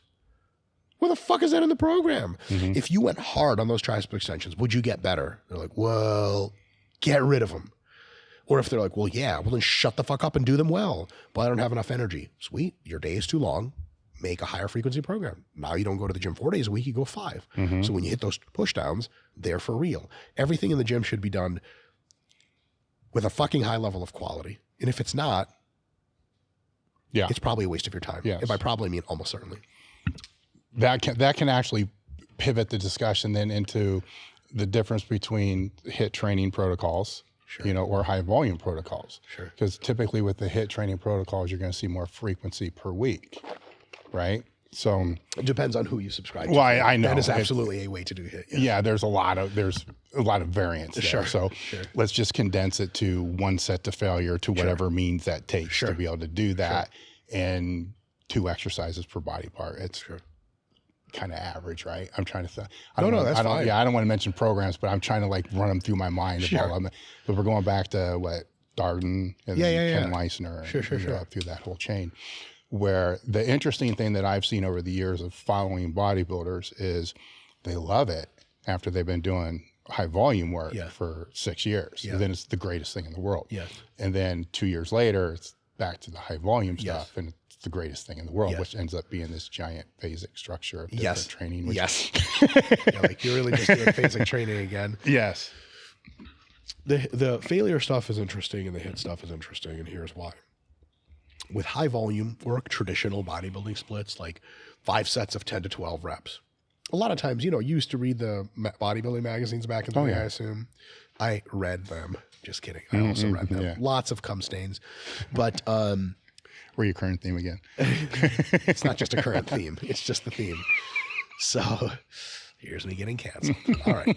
So a lot of times they didn't even specify the reps in reserve. Like when people say like, oh, I did 4 sets of 10. I'm like, first of all, how the fuck is that possible? If you go to failure in the first, you ain't getting 10 again unless you're taking a 20-minute rest break. Yeah. So to me, that was always mysterious. What I ended up realizing later, and one of my colleagues, Jared Feather, he's an IFB pro. He's more mean about saying this. And as a pro, he can get away with saying a lot of shit because what are you going to do? Like he's already at the top. But he's like guys they just mail in all the reps and they go like 5 or 6 reps in reserve and call that failure. That's how they can do 5 sets of 10 and say like, yeah, every set was hard. Like, no, it fucking wasn't. So I think guys who do that kind of bodybuilding training with a junkier fraction of volume, like all the sets are on average of a worse quality. They're not as close to failure. The technique might be whatever. That type of training is psychologically, on the one hand, easy to do, but on the other hand, it gets boring real fucking fast. And you just feel like you feel the junk volume in your fucking heart. Then what they do is they flip the other extreme and they go, fuck that, I'm doing this 1 set to failure protocol, which is great because it's not boring, but it's so goddamn brutal and emotionally taxing that they burn out for that reason. So I think maybe a better path is to mostly keep yourself a little bit shy of failure, try to hit a rep or 5-pound PR every week on all of your lifts. Start with like 3 reps in reserve and increase the load or the reps a little bit so that eventually you'll hit failure at the end of the month before you deload. But the number of sets you do is you say to yourself, every set will be high quality. Every set will be the setup that I would use for high intensity training because you treat it as if you only have 1 set. And then you stop a little bit shy of failure, write down your reps, rest 2 to 3 minutes, and then do another high quality set. So my preference for the best way to train, just my preference, isn't 1 set to failure. And it's not 5 bullshit, dumbass sets of where you're barely trying. It's like 3 or 4 sets, but each one of them is fucking really good. Yeah. So, oh my God, the answer is always somewhere in the middle, right? For sure. Yeah, something we completely forgot in this right. whole fucking country. The thing, sure, yes. Nonsense. Your side of people and my people are good. So we can have the first white supremacist Antifa combined rally. So at the end of the day, I'm not necessarily saying, okay, it's only the middle path that works. Yeah. Because there may be times to do more of the volume approach and there's times to do more of the high intensity approach. But I just want people to be maybe a little bit more focused on quality. And there's not a time when that isn't important. Having good technique on all of your reps, making sure your mind is right for all of your sets. One thing I got from powerlifting is like, you treat each set with a bit of reverence, you know? You don't just strap in and just start doing this. You get in there and fucking go, but with good technique. And you'll realize that whatever plan you had, volume, not volume, you only need so many sets of that good approach for you to be like, wow, that was a really good workout. And for some people, they need more sets. Some people need fewer sets, but everyone should be training with a high degree of quality, good technique, hard effort, potentially a mind-muscle connection. Then you're winning on all fronts. It's like, you know, if you build minivans for mom to drive, or if you build formula cars for race car drivers to drive, it's quality either way. Can you imagine an engineer at Toyota be like, hey, how's that door unlock on this mom van? He's like, fuck if I care. They're just moms, right? What the fuck? Of course it has to be a good locking mechanism. That's our fucking job. Same with trainings. Whatever training you do, take it seriously. Don't just use good technique and execution in a hard drive when you're doing like a dog crap training routine. And don't, when you're doing the high volume stuff, don't switch off your brain and just do this. Whatever volume you're doing, do it every set correctly, properly. Try to really live up to that level of, did my muscle, whatever muscle, chest, for example, did it get targeted and fucking smashed in that set? While at the same time, I kept my cool and didn't let all the demons from my childhood make me do 5 yelling episodes. Calm, meticulous, focused machine. Rest, repeat. I think that builds great physiques without getting into the too far on the one side or the other side. Yeah. Where does the cardiovascular fitness fall into this in regards to, I mean, the recovery, there's a lot of variables that this is going to play into, but you have a lot of, zero cardio. Then you have the GPP Nazis, which really don't even know what they're doing, which isn't really cardio. It's more just anaerobic shit junk that they're kind of doing with the sled. But where this is getting personal. Well, you get what I'm saying. Oh, yeah. It's that they're thinking that it's actually doing something that's not really doing. Sure. Where just the cardiovascular part of the whole equation. Yes. Where's that fit in? For bodybuilding or for powerlifting or for both? I can answer. Let's go for both. Both. Okay. Well, bodybuilding, I mean, with outside of, the calories and, that. So just the recovery part. I can give you a grand tour super quick of the whole thing. The number one determining factor, other than just being around and training for realistic work capacity, is how fat you are. Mm-hmm. I'll just be straight up. If you're fucking 200 pounds over fat, you're going to have to do some cool shit to get your GPP up enough to be able to hang with sets of 5 without throwing up. If you're leaner, oh my fucking God, all of a sudden you're like Lance fucking Armstrong. You have no idea why. So for powerlifters, not getting ultra goddamn fat in the off season is a big fucking help. Mm-hmm. One thing you notice is back in the day when we talked about GPP a lot, the people talking about it the most were the biggest overfat fucks in powerlifting. You know, 181 weight class would be like, what do you do for GPP? Yeah. They'd be like, what the fuck is that? No. Like, don't you gas out doing sets of 3? They're like, no, should I be? Like, no, I guess I got to talk to my heart surgeon again, So on the one hand, body composition is huge, but that's whatever it is. The next thing you can zoom in on is, if I'm a powerlifter, what kind of work constitutes improving my work capacity such that my cardiovascular isn't limiting the rest of it? The answer to that is actually sets of 5 to 10. Because if you do sets of 5 to 10, that hypertrophy work, not only does it build up your work capacity, not only does it make you jacked, but it also means that when you're doing sets of 3 to 6, your lungs aren't going to be the limiting factor. Because fuck, if you could do sets of 5 to 10, sets of 3 to 6, you're just walking, you could do that with a cigarette in your mouth, which is how I like to train because I'm Russian. And so I think those slightly higher rep phases, specific to hypertrophy and to powerlifting, are basically the best possible way to condition yourself for powerlifting training. If you worked up to have a good enough cardio and work capacity to where sets of 8 were something you could do and not throw up blood, the rest of your powerlifting meet prep is going to be fucking golden. You don't have to push the sled around at all. You don't have to do any formal cardio, nothing. Now, if you take some walks with your dogs at night for 20 minutes, 5 days a week, that will help the equation. If you start doing cardio that's like treadmill or bike or whatever, you start to be in this position where you're potentially increasing your cardio ability at the expense of some of the structures that make you strong. The best people in the world at cardio, or let's call them marathon runners, are they big? No. Why not? Because that much cardio is really catabolic to muscle tissue. And it actually alters their muscle tissue into more slow twitch type, which means their nervous system also takes a hit, and the nervous system is just not really capable of producing a lot of explosive effort. They're just really good at slow repeat effort.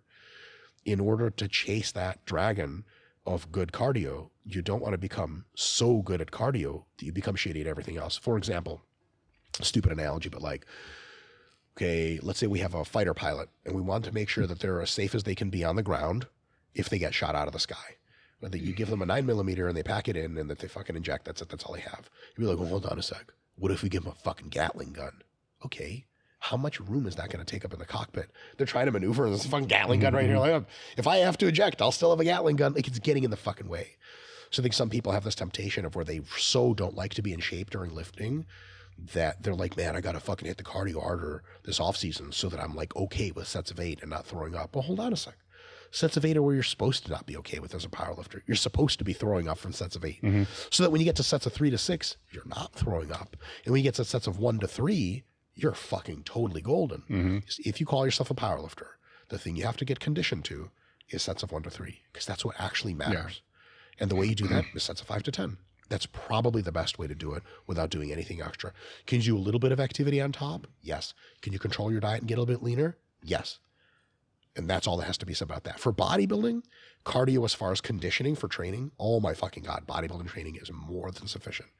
And I mean more than sufficient because just for doing, can you imagine multiple sets of 15 reps in a hack squat multiple times a week incline bench, dumbbell press, row, you're going to be in fucking amazing shape.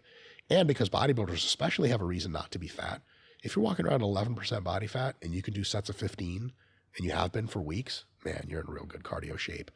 Could you be in better cardio shape for something arbitrary like having a much healthier heart? Sure. Say, pull back on the trend knee a little bit. That's probably going to do a lot. Mm-hmm. But do you need any more cardio for bodybuilding? No. Any more cardio that you would get, you'd have to do cardio specific shit.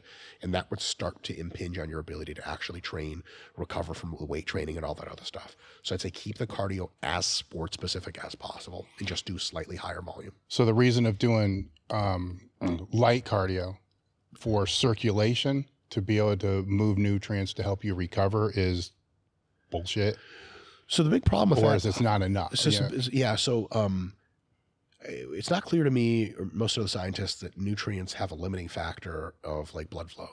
So for example, if somebody you ever watch the show My 600-Pound Life? No, but I know what you're talking about. If you don't want depression, just never watch the show. Lots of Ohio residents on that show, however. Plenty of Michiganders. And it's people who weigh like 600 pounds and they're candidates for bariatric surgery, and it talks about their lives and how they're doing this and that. They have no problem growing their body fat. And you have to deliver nutrients to fat cells for them to grow, even though they're completely immobile in many cases. They just sit in a bed. Yeah. They just eat McDonald's. Oh, fucking hell. Those McDonald's nutrients get right into those fat cells. So the idea that you have to walk around and do cardio for nutrients to get into the muscles is, to me, at the very least, unfounded, largely. Okay. That being said, low intensity cardio, especially if you're doing something relaxing if you find it relaxing, actually lowers your cortisol, which is fucking sweet. Yeah. In addition to that, it burns a few calories extra, helps you be a little bit leaner. In addition to that, it helps a little bit with local muscular conditioning with your calves and your quads, etc. So on small margins, it helps in every way. That's really good. I wouldn't say it shuttles food into the muscles. They're doing just fine, but in a cortisol lowering way, in a way that makes you slightly leaner, slightly better cardio, it's all winning, as long as it's not this thing that becomes a huge impingement to your daily life and becomes an added stressor.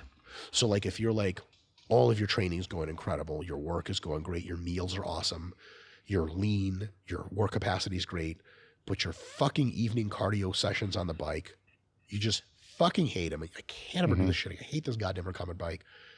You got to really think about, maybe there's a way to get your cardio in a slightly different manner. I get my cardio the same way every day. I have a step tracker. It's made by a Chinese company. I want to make sure the Chinese government knows where I am at all times.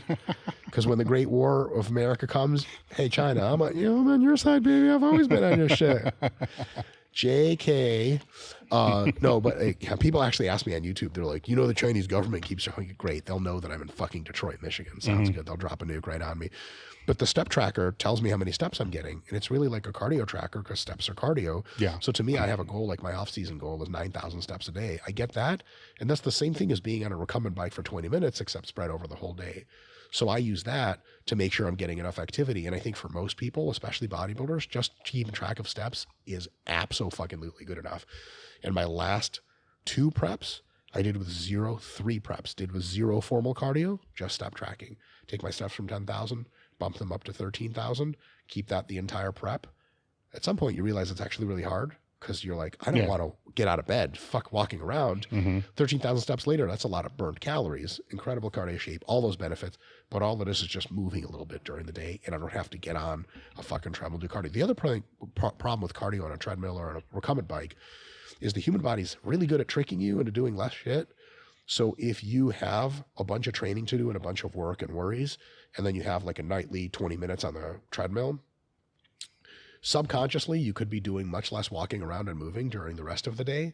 Like you get to Walmart to do your shopping and you park right up front instead of right at the back. And then when you do your 20 minutes cardio later, it's just bringing you up to a slightly lower value of total activity that you would have gotten anyway. Yeah. Better to have a step tracker and just get 9,000 steps every day or whatever. And then there's no way to cheat out of that because it accounts for all the shit. And you don't even have to do formal cardio. So when we go back to that strength athlete, and then the discussion is around active recovery, which gets kind of weird because I wonder why they need the active recovery if the training's optimal. But that's a very good question. but it becomes, that's a lot of the questions that we get is, what to do for the recovery. And usually my answer is make sure the training's solid so you don't have to do things for recovery. That's the best possible answer. Yes. Man, I'm really glad we aligned on this. This could have been more painful if you went another way with it. Well, let's say you're training for a meet, right? So this is maybe, that's yours. Maybe we'll differ here, but I doubt it. Say you're training for a meet and you get behind the 8 ball. You're kind of fucked. You're 6 weeks out. You got to figure something out, to be able, if you're going to deload how you can deload and all you're going to do. But then that would be the time that I would say, what have you tried in the off season that you've had success with? Steam, sauna, contrast, whatever the fuck you're going to do. Sure. Did anything make you feel better in any way? Sure. Because if it did, that would be the time to be able to throw it in when you're behind the 8 ball, which you don't want to be. Sure. Right. And then that's where people will get into the, cold bath, all these different things, to be able to expedite the recovery, which happens if you it does. I mean, it happens, people will, usually you're going to feel like shit 4 weeks out from a meet, but that's kind of normal. Yes. There's a normal like shit and there's I can't keep doing this. And that's a weird balance to kind of figure out. Sure. Where the first thing is to figure out, do they know that that's how they're supposed to feel? Yeah. I mean, that's only for more advanced athletes, because if they don't know how they're supposed to feel, the whole thing is just do the meet, shut the fuck up, and let me know how it was afterwards. Yeah.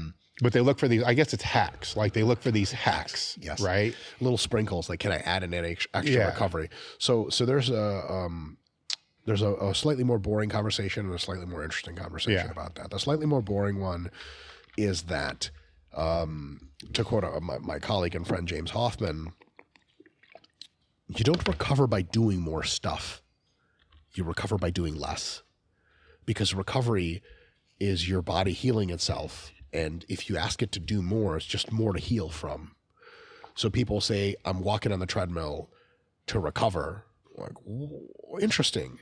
Let's get someone who's been in like a war prisoner and asked to march 10 miles and be like, you feel really beat up after that? Like, yeah. Do you want to walk some more to walk it off? Be like, what the fuck are you talking about? Oh, sorry. Do you want to lift these weights? It'll help. No. Rest. There's nothing that beats rest. That doesn't mean sitting down into a couch and, is weed legal in Ohio? Yeah, kind of. Medical. So in Michigan, it's all legal, baby. Yeah. Come on up. Yeah. So, it doesn't mean you have to smoke 8 blunts and disappear into the couch, but doing less is generally better than doing more. So anytime someone says, should I add XYZ for recovery? Automatically the answer is a giant skeptical eye of like, ooh, because that sounds weird, right? It's almost like being like, this is a kind of weird thing, but like, let's say your wife tells you like, hey honey, we've been going on like a few too many trips. Can we just spend time at home? And you're like, no, for sure. Where do you want to go that's home like? Be like I just told you no more fucking trips. Yeah. It's the same idea of the first thing you want to do is make sure to extract anything out of your program that's unnecessary. And that's a huge boost to recovery right away. Second thing is the best kind of recovery is in between ultra hard sessions for a specific muscle or movement to put technique only sessions that run blood through the muscle, can actually help with a little bit of healing, bring the fatigue down, but bring your technique up.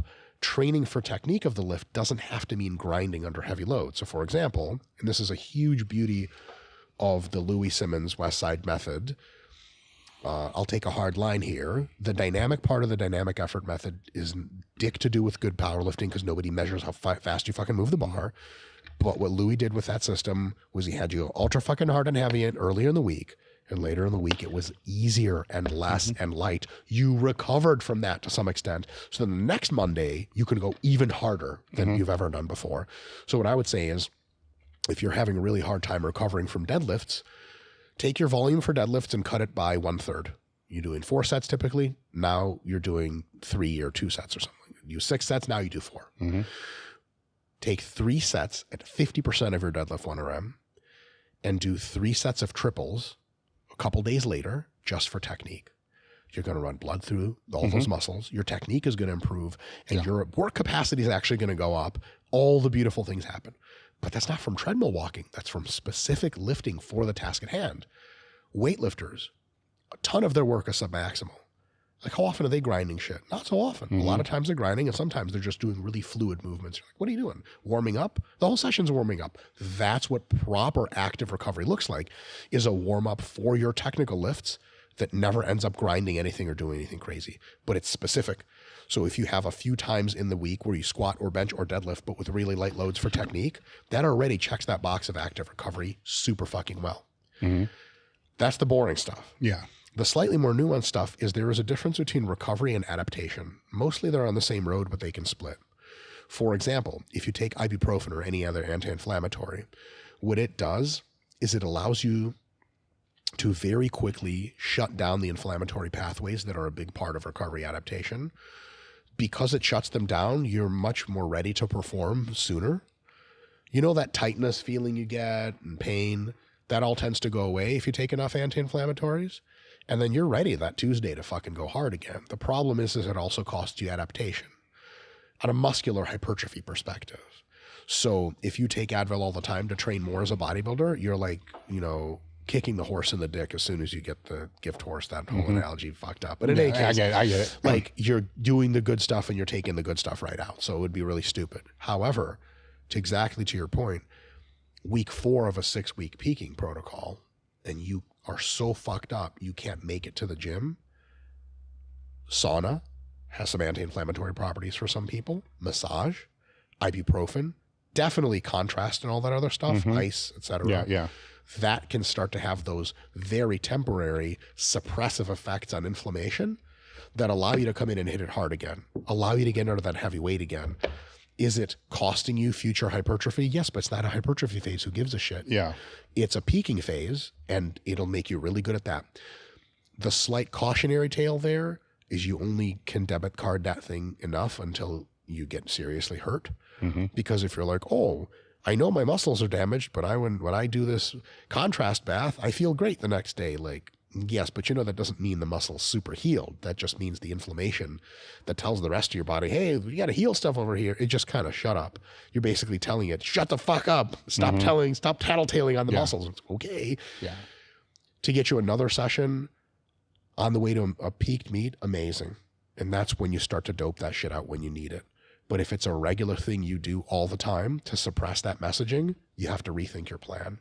Because if you're hiding carryover soreness through anti-inflammatory drugs, massage, sauna, heat, whatever, your plan is broken. Yeah. And you need a better plan. Yeah. But sometimes when it's not enough time to pull back a bit, so you actually answered this question yourself earlier when asking it, if your fatigue is accumulated too high, you just fucking do a deload and then you ramp back in. Yeah. But if you're 3 weeks out of a meet, yeah. So first thing, strip your program of anything that's unnecessary, which you should have already done, but it's worth repeating. Second thing is your program should have heavier and lighter days, which is good. Okay, assuming it has that. The third thing is try to get as much sleep as you can. I mean, really prioritize it, because a lot of people just don't think that. They don't say that. They say, hey man, what do I do this week? I'm really fucked up. I have a big week next week and then I get to shut it down for the meet. What do I need to do to get ready for this week? I'm really fucked up. And you're like, well, can you make some time for like 3 nights this week? You sleep 9 hours. Nobody ever says that. Yeah, go to bed earlier. Yeah, like I need to wake up early to go to the fucking sauna to sit there and be pissed that I'm fucking hot. Which I personally hate the fucking sauna, which is travesty for a Russian person to say because it's like a national pastime. Yeah. But the sauna is a classic example of there's like some cool biochemical shit that goes on. It's probably not noteworthy for any kind of like athletic outcome. But the sauna is this really great thing. It relaxes the living fuck out of you if you like it. And that's why people who swear by the sauna should continue to go to the sauna, because they get ultra fucking relaxed. In a relaxation, stress is cumulative from all angles: psychological stress, work stress, lifting stress. It all bubbles up in the same cauldron. And if you can drain that cauldron with just a super relaxing activity, you're fucking winning. So if that's watching Netflix, if that's watching your neighbors through the little peephole you drilled when they weren't around, you know those neighbors. Oh yeah. We all have those neighbors. If that's what it is for you, relaxing activities are great, a ton of sleep is great, and a ton of nutritious food is great. Those things outrank Advil, saunas, massage by an order of magnitude, like a factor of 10. They're just that much better. But they're fucking boring and nobody ever talks about them. So the last thing you want to have is like a person who sleeps 7 hours or 6 hours a night. And they're like, what do you think, boss? Should I fucking get some massages booked in this week? You'd be like, how many hours a night you sleeping? 6 or 7. Like, is that enough for you? Like, fuck no, I could sleep 12 hours if I could. Well, then instead of taking that massage, book that massage for 9 p.m., quote unquote book, never book it, go home, go to sleep. After 10 hours of sleep, you're going to wake up like fucking Superman, and that's it. Problem solved. But man, you know, like when you make YouTube videos about massages and saunas and ibuprofen, it gets a lot of clicks and views because there's that hack element. Yes. People are like, I could really figure this out. I can catch the edge with a limited amount of work or almost none. If I know the territory well enough, I can get these big payouts. But the reality is like the heavy hitters are more sleep, more relaxation, less stressful events in your life, and more good food. But like, man, I make YouTube videos about that shit all the time. Anyone barely watches them as far as I can tell. I'm kidding, but like, it's just not sexy and it's not seen as a hack. So there's only so many times you can say that until you're labeled like an old head and nobody listens to you. Or people sometimes come around and there's some YouTube comments you get that are like, this is the best advice ever. And I've tried all the other shit. None of this worked. And when I finally started getting good sleep, it's great. It's great to see that kind of shit, but it's hard to sell on TikTok. You know, I assume you're on TikTok. I assume you check your TikTok every day. Yeah, all the time. Yes. Whatever that is. They give you a phone, like find the TikTok app. You're like, I have no idea what I'm looking at. One thing that with this in mind, that I was fortunate enough when Mel Siff was still around to spend multiple seminars with him and time with him. And this was a topic that came up a lot because I was still competing at the time, and you know, where I was competing, how I was training, you're behind the 8 ball a lot. Oh yes. You know, and on purpose. And so one of his big things in this regard was, you know, sparingly only use it, you know, as you're getting close to the meat, but that you'll adapt to whatever modality that you're using, the same way that you would adapt to a training stimulus. Now, I don't know if this is bullshit or not. Okay. But if it was, you know, a contrast, let's say it was just steam, and normally I was contrasting steam, cold. It was always hot, cold. That whatever that protocol was, there was only so long I could use it for until my body would then say, oh, no, this isn't going to work the way that it worked to begin with. And that had to actually be phasic as well. So what my time in the off season was spent doing is trying to figure out what makes me feel best. This makes me feel best. Okay, don't do it again. Put it in the pocket. Pull it away. Yeah. And then that will be what I can use that 2 week for, like 2 week waves or however it was going to go. And then this is not so good, you know, and so it would play around. And then over a period of time, I'd find protocols that were, for me, wet sauna with cold shower was like the shit. It was like 3 What did it do for you as far as like, how did it make your joints feel and mind feel? Well, like when you know, West Side, right? So max effort days, that day, the day after that, I felt like I got hit by a fucking truck. Because you more or less did. I mean, it was just getting whacked by a truck. And it got harder to recover from the closer you came to a meet because the weights are heavier, the movements become more specific in what you're doing for the max effort work. So it's a different type of thing. I could, if I did that day after, I felt way better on the max effort bench day, which was that Wednesday. Yes. So my back wasn't as fucking trash, the lower back was. So I was able to get into a little bit better position. And now, outside of when those phases were, and say that day was just 3s and 5s on good mornings, I didn't need that shit like that. So that's what it did, or, you know, it allowed me to get in better positions. Let's put it that way. Yeah. So the tightness, the soreness, all that's just part of it, right? So that was just it. The joint soreness, it's just part of it as well. But you still got to be able to get in the right fucking position. Yes. And when you can't because it's so tight or it's so locked up, inflammation, or it hurts so bad, but then you're just compromising it even worse from that. So it allowed it to open up, relax to some degree. I can believe that your body would adapt to something like that. I mean, it sure as hell adapts to every other mechanism. Yeah. Like ibuprofen dosing. 200 milligrams after a few times is like, your body's like, what the fuck is this even? Then it's 400, then 600, then 1,000, et cetera. You don't want to come out of the gate and take 1,000 milligrams of ibuprofen if you're not used to it. So you can work your way up as needed. Luckily, if your training is intelligent and everything is aligned properly, I think the adaptation windows of those kinds of things from where they work well to where they don't do much is just long enough for you to use up all that shit you needed, and then it's your meat. The thing I have seen athletes run into problems with and I will be reciting the tail end of your career here, by the way. Oh, yes. By accident, but this That's is fine. what I believe I'm all Let for me that. know if I'm wrong. Yep. You get to a state that you've asked so much of your body and been so fucked up and dilapidated that the amount of dosing of recovery modalities is this, and the amount you would need if you were to survive a training cycle is twice as big. There's just no sustainable way to go ultra hard anymore. No. And then you have to say, powerlifting has retired me. Yes, it did. Which is kind of sweet if you think about it, because no one would ever accuse you of quitting anything. No. I mean, like, I benched until I had no pecs, and then I benched without pecs. Yeah. Fuck. But at some point, so the idea is you want very intelligent training so that you need none of those things. Yes. As you get stronger and older, at some point, you'll need some of those things. Yes. If you're still around. If you're still around. Yes. And then at some point, you may still be around, and none of those things all combined even help anymore. Yes. And then you have to make a choice of who you want to be. Yes.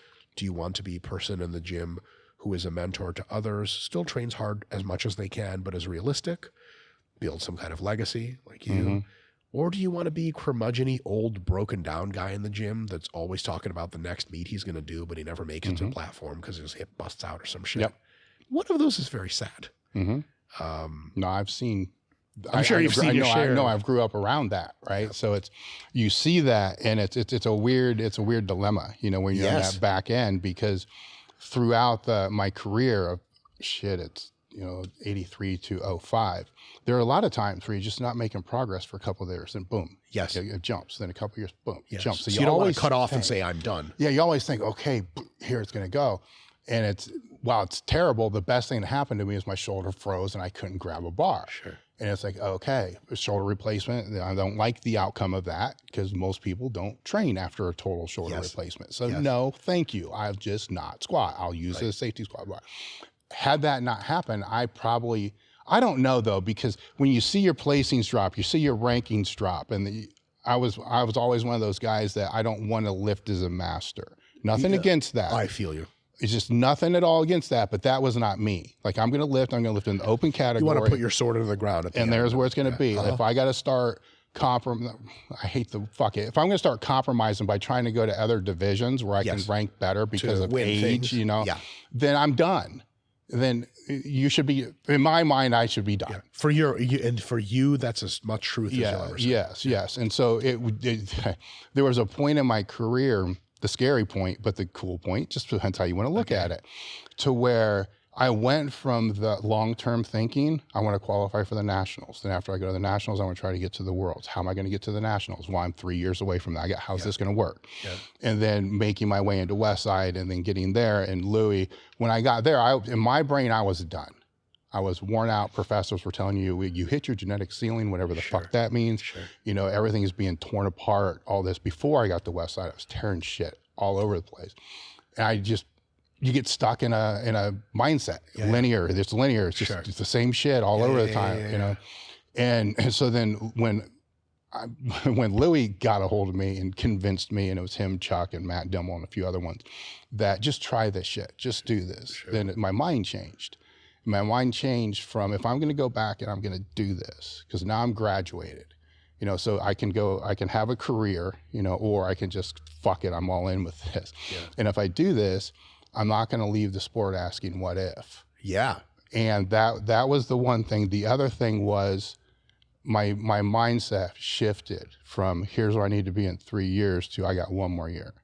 Yeah. I got one more year. Yeah. So then your decisions become, I got one more year. I got to make something happen. I got one more. Yeah. So Louis was able to shift that, after a couple years and say, look, we need to look at this from a more long-term approach. But up until then, I'm like, fuck it, whatever I need to do from now till now, I'm doing, which was self-destructive in a lot of ways, right? Because you're like, fuck it, I got this is it. Right. I don't care if the shoulder works after the meet. I yeah, just need to work at the meet. Then it became that, how long, and as soon as my mind started thinking of, well, how long is this gonna hold up? With the shoulder, like one surgery, two surgeries, like, fuck, how long is this going to hold up? And I got a family history of degenerative bone disease. My parents have, yes. So my parents both have had hip replacements, shoulder replacements, all this. So I'm like, okay, that's in my heredity, right? Which whatever. Yeah. You know, I'm We'll not see. I'm not saying I got my replacements because of that. I'm saying what I will say is it was going to happen anyhow. It didn't have to happen at 45 years old. Right. It could have happened at like 75. Right. Like, you know, so all the shit that I did definitely played a role into that. You know, from that point where a question that I have a hard time answering is when you are that, say, washed up meathead now, so you're on that other side, but you still love to train heavy. So just for me, right? The question that I get asked, and, you know, J.M. Blakely and other ones kind of, we play with this, and it is, now that the joints are already compromised, you know, bone on bone, you know, fucked up, right? Yeah. Which is worse, a heavy 1 rep max or a challenge set of 15 brutal reps? You know what I'm saying? So is it the load, you know, or is it the wear and the repetition wear and tear? Yeah. And it's a fucked up thing where you're way more educated than I am. Sure. You know, and I don't know if I know what the right answer is. You know, it's in the middle, and you know, Sure. Sure. I would say it very much depends on the nature of the injury, Yeah. on the structure of the joint, and on the personal experience of what one of those fucks you up the most. And of course, it's a spectrum. Mm-hmm. There's a couple possibilities. One is maxes are no-go, but you can do reps no problem. And you see tons of guys like this at the gym where they'll do sets of 15 and everything feels better. Mm-hmm. They do sets of 1 and they're like, that's it, I'm not walking anymore. There's the opposite, where low rep sets, heavy, are totally fine, but you do higher rep sets and your shit just goes to hell. There's the other alternative, the not so much talked about dark side. It all sucks. It's all the wrong answer, and you need to go start doing yoga or some shit like that. No one wants to talk about that. Right. But I think it's a matter of figuring out for your given joint that you're asking about, for your injury, is there a right answer? And what I would say, is there a right rep range? Is there a right exercise? Is there a right range of motion that can allow you to still train in some degree hard to get the health benefits and the muscularity benefits and have something to do in your off time, still do the thing you love the most, and make it sustainable. And that becomes kind of like a Where's Waldo search for the completely right answer. Sometimes that search, because we're adults, ends in, nope, I'm fucking done. Yeah. There's nothing left. Yeah. Sometimes that search ends with, wow, I'm a fucking bodybuilder now. I didn't plan this. That sucks. But the real tragedy would be if you knew, okay, sets of 10 to 15 are totally fine for your joint, whatever, shoulder, let's say. Yeah. And you know that because you've done months of sets of 10 to 15, your pecs blow up, everything looks great, you feel great. And then you get that goddamn bug again. Yeah. And you're like, I need to go fucking heavy. And the second session of heavy, your shit fucking hurts again. And you're like, what am I doing? So for me, part of my maturation process is to understand what I should do, what I shouldn't do, and stay the fuck away from what I shouldn't do. And a lot of that just is just a personal honesty thing, in my opinion. I mean, most of us know what it is that irritates our shit. Yeah. Like, just a stupid example, I never, ever arm wrestle people as a joke, because the twice that I did it, one time I like pulled a muscle right here. It was in college, fucking stupid party college shit. I won. But then I like just took a mild pull. And the next day my back training was off. And I was like, what's more important to me, having good back training or doing stupid college party bullshit? And I never arm wrestled anyone ever again, because it was fucking not worth it. So if you're doing your stupid, if you're 56 years old, you're doing your stupid bodybuilding workout and you feel great, you look great, your powerlifting knees are behind you. Yeah. Some guy in the gym's like, hey, Dave, you want to hit some max deadlift with us? And you're like, yeah, buddy, let's do it. It's the wrong answer. Oh, yeah. But that temptation is important to recognize, because I think some people look at the people who are older, who are just doing more full range of motion, lighter stuff, and thinking, man, don't they miss the good old days? And the answer is, of course they fucking miss going hard. Yeah. But there's the adult thing to do and there's the child thing to do. Well, what a child do? A child would do the same stupid shit that got him hurt. And then voila, you're hurt again. Yeah. And to me, I've been hurt so many times. Like, I don't know if you know, do you remember like when you used to get hurt back in the day there was this, oh shit, what am I going to do now kind of feeling. Like, oh my God, everything's different now. Like literally a minute ago, I was fine. And now I may not compete again ever. For me, I've gotten hurt so much because I've also done Brazilian Jiu-Jitsu. And like, I've gotten hurt so much that I don't even get that anymore. Like as soon as I get hurt, I'm like, okay, how can I train around this? How long is it going to take to recover? What do I do now? I don't even get an emotional reaction out of it. So for me, the probability of me doing dumb shit now to get myself hurt intentionally is so far off because I've been through it so many times. Yeah. But I think some people who haven't, this is a weird way to say it, some people who haven't been hurt enough don't remember how fucking stupid and pointless it is to set yourself up to get hurt. And they'll forget. And after not maxing out, which they knew they should be doing for a year or two, they'll be like, I wonder if it's going to work again. And I will say to you, if you're healthy now and your shoulder feels fine, and you think maybe I can get back into powerlifting, for the love of God, anybody listening, you're doing sets of 10 and everything feels great. Don't go to singles. Go to sets 8 for a few weeks. Everything feels fine. Go to sets of 6. Everything feels great. Sets of 3 or 4. I feel amazing. Doubles. And if your doubles are good, you'll be maxing out no problem. But if by sets of 5, you're like, ooh, this is off, fucking stop. Now, what I'm going to say is going to go against what you just said, but I want to put the disclaimer out there that the people need to understand that I've been powerlifting and maxing out since 1983. That's important because what I'm about ready to say is I've never been hurt on a single. I've only been hurt on the reps. So with my training now, for me, the heavy singles are the safer option because if it's a 3, if it's a 5 or a 8 and I lose focus and it's a heavier weight, there's the problem.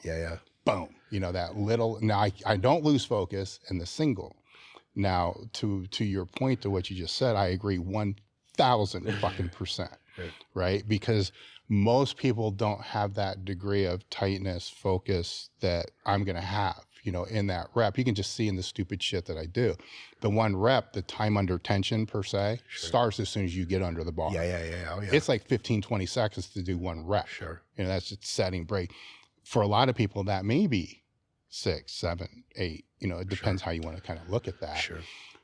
Where I always had my problems would be this stupid shit. Like, how many times can I bench 315? You know, that's just, oh, you dumb motherfucker. This didn't do anything. But it's also pointless. Oh, I know. And you get so mad. I get so mad about it because you knew it was pointless and you did it anyhow. And now you got a torn pec and you're 4 fucking weeks out. And this was stupid as fuck.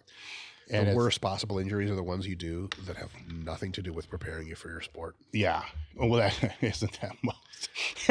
Because at least if you get hurt in training for what you're supposed to be doing, shit happens, you know?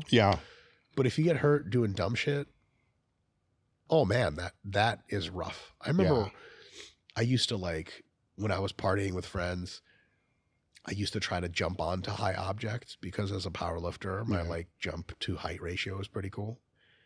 And then I like scraped my shin once on like some kind of concrete thing. And it was the last time I ever jumped onto anything because I was like, what the fuck am I doing? Who's getting anything out of this? Well, there's a good, let's talk about that, right? Because there's plyometrics, right? Right? Then there's jumping on shit. Okay. Where jumping on shit for a lot of people has become a protocol that they're putting in to develop their power lifts. Right. To what value? It's difficult for me to ascertain. So I'll say that, you know, obviously the lift being talked about here is squatting. This is not improving your bench press to be able to jump. Deadlift, questionable. Who knows? So is doing vertical jump training or jumping to boxes going to improve your squat? It can improve it indirectly, especially if you're not an ultra advanced athlete, because it can allow you to coordinate and recruit a shitload of muscle for one specific maximum task. It is also very low fatigue, especially if you jump onto a box. The most fatiguing thing about a jump is the rebound. You come back to the ground. Jumping onto a box, you can eliminate that entirely. If it's a nice soft box, hey, it's all winners. So just by practicing that coordinated full-scale movement, it's almost like doing a 1-rep max squat in a certain sense without any of the load. But also because you don't have any of the load, you have most of the benefits are gone as well. So you're just learning how to jump really well, which is sweet. And if you want to jump high, hey, fuck, that's great. Can it be part of a powerlifting prep that makes sense? Definitely. I wouldn't put a ton of stock into it as this thing that's going to bring up your lifts like crazy. So if someone was like, hey, if I want to squat 700 raw, is it important for me to be able to do a lot of box jump training and jump really high? Or is it important for me to be able to squat 650 for 4 reps? Yeah. You know what I'm going to say. And if that jump training is time you could have spent resting and relaxing instead of fucking jumping up and down, it's probably already has written itself out of your training. Are there protocols in which jump training is used intelligently to improve maximum ability on the lifts? Yes. Are they few and far between in an intelligently designed program? I would say yes. I would say fundamentally one of the reasons, this is going to be a hot take for sure, one of the reasons why box jumping got so popular with powerlifters is that they realized they were really strong, and even though they were heavy, they could jump really high, and it was easy and fun, and it patted them on the back, and they liked to do it. It's fucking kind of sweet to be able to 280 pounds and you jump onto a 5-foot box. People are at the gym like, holy fuck. And then, of course, you get blowjobs from people, and everyone's winning. Yeah, exactly. That's how it works. Right? As far as a tool for athletes to use, so like, that whole like weightlifting thing where there's like old Russian videos where they would jump over the chalk stand after winning, and you're like, holy fuck. Yeah. For weightlifting, that performance makes much more sense because it's an explosive movement with relatively lighter loads. Powerlifting is not so explosive. And if you're going to train powerlifting explosiveness, jumping up is one of the ways to do it. Probably not the most sport specific. You're probably better off training explosiveness in the context of your powerlifting setup. So how many times do you see guys do a box jump in their exact stance that they would equipped powerlifting? Yeah. It's almost never. And so you're saying, okay, you're changing your stance. So what's the point? Now, if you're training athletes whose job it is to run fast and jump high, fuck yeah, jump training is great. But there's this mix between powerlifters and athletes. And at some point, you train them differently. Yes. Much of the training can be the same, overall strength and size, lots of similarities. But at some point, the athletes have to go do light things and jump around, and powerlifters have to get on the bar and lift 900 pounds. I wish my answer was, hey, here's a great way to integrate vertical jumping to make you a better powerlifter. Yeah. I just don't think it's that easy, unfortunately. Now, getting back to the washed up meathead, right? So this is both bodybuilding and powerlifting. So, a lot of them coming out the back end, outside of psychological issues and all the other thing that they have to deal with when they retire, which is a whole different conversation there. But outside of that, a lot of times they're dealing with a hypertrophied heart, so enlarged heart, right? And sometimes that will get them in trouble. We've seen that, right? And so they're, granted, you're not a medical doctor, but still worth the conversation because they go to their cardiologist and the first thing they're going to say is don't lift over 40 pounds. Because either they're in AFib or there's some kind of issues going on with that. So then what the question comes back is kind of like the joint question.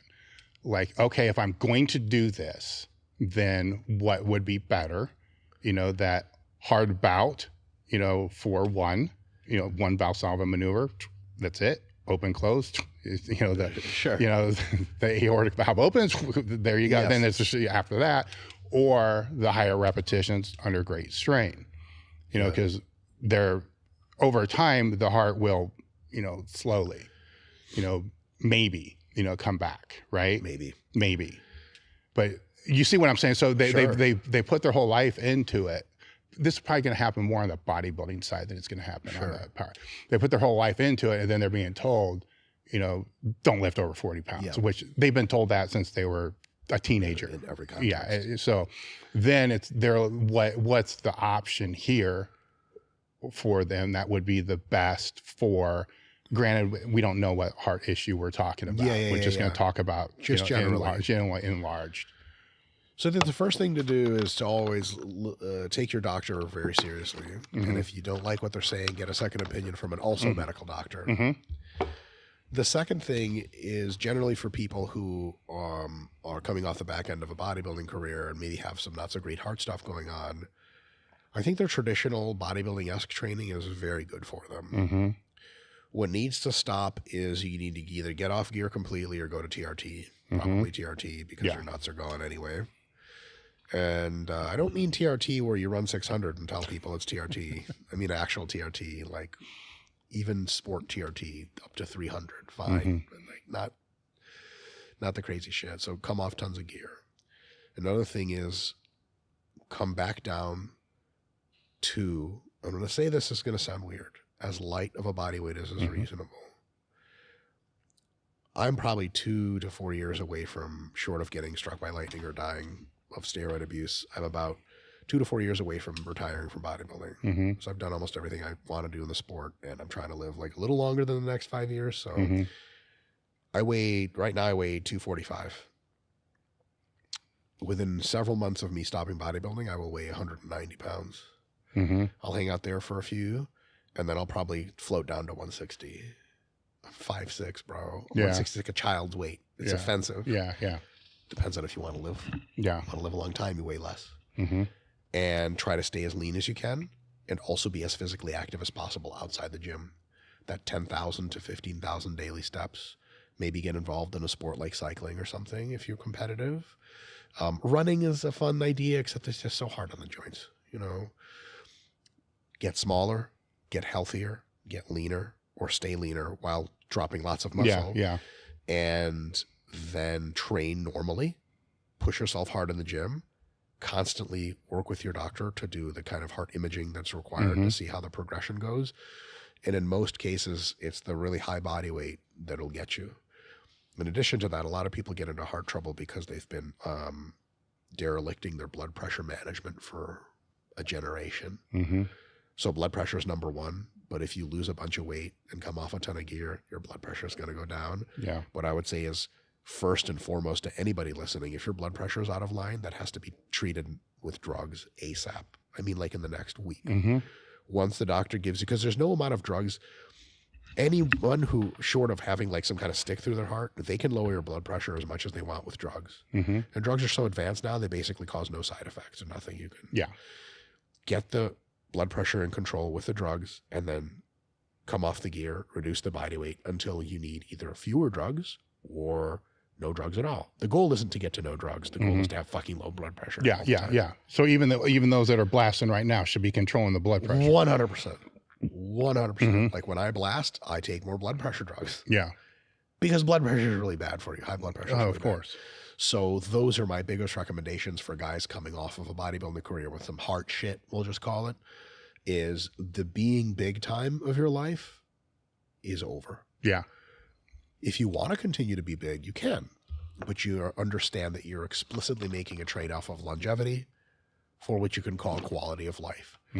Because there is something to being in a fucking grocery store and still being fucking big and people looking at you. And well, that is the quality of life that you're talking about. Yes. So that is that trade, and it's up to that person to decide what that trade 100%. Is.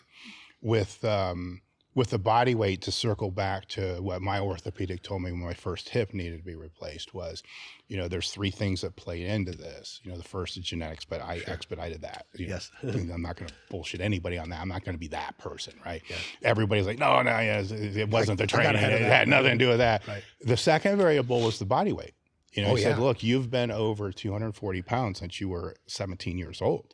You know, every step that you've taken over this whole period of time is just wear and tear. And then the training, obviously, you know, that plays into that. And I don't think that, really, oh my God, you know, who would have thought? Weird. Crazy, huh? Well, you see the people that, you know, they'll have something fucked up, you know, then they're like, well, it wasn't the training, dude. It was, you know, my genetics. And it's like, fucking come on. Probably a combination. It's all of it. You don't sit there and bullshit anybody. But the body weight was, I kind of knew, you know what I'm saying? It's like you kind of always know, but then it was like, oh shit, but you can't change it, right? But I couldn't move. They're replaced now, so fuck it, I'm good. You know, so I still brought it down and keep it relatively down based upon, because now we're talking longevity, right? So the number one variable with longevity, because Eric Serrano's been my doctor since '90, so he dealt with all my, you know, abusiveness, you know, through that period. He had a fun job. Yeah, big time. Ask him about it sometime. I give him full compliance to talk to you about it. It's unfucking believable. You know, but anyhow, it's the blood pressure is the number one variable. I mean, when we're looking at anything, it's like, that's the number one variable. Here's where it needs to be. And then if we get, the blood work where it needs to be, then the first thing is don't fucking change your body weight.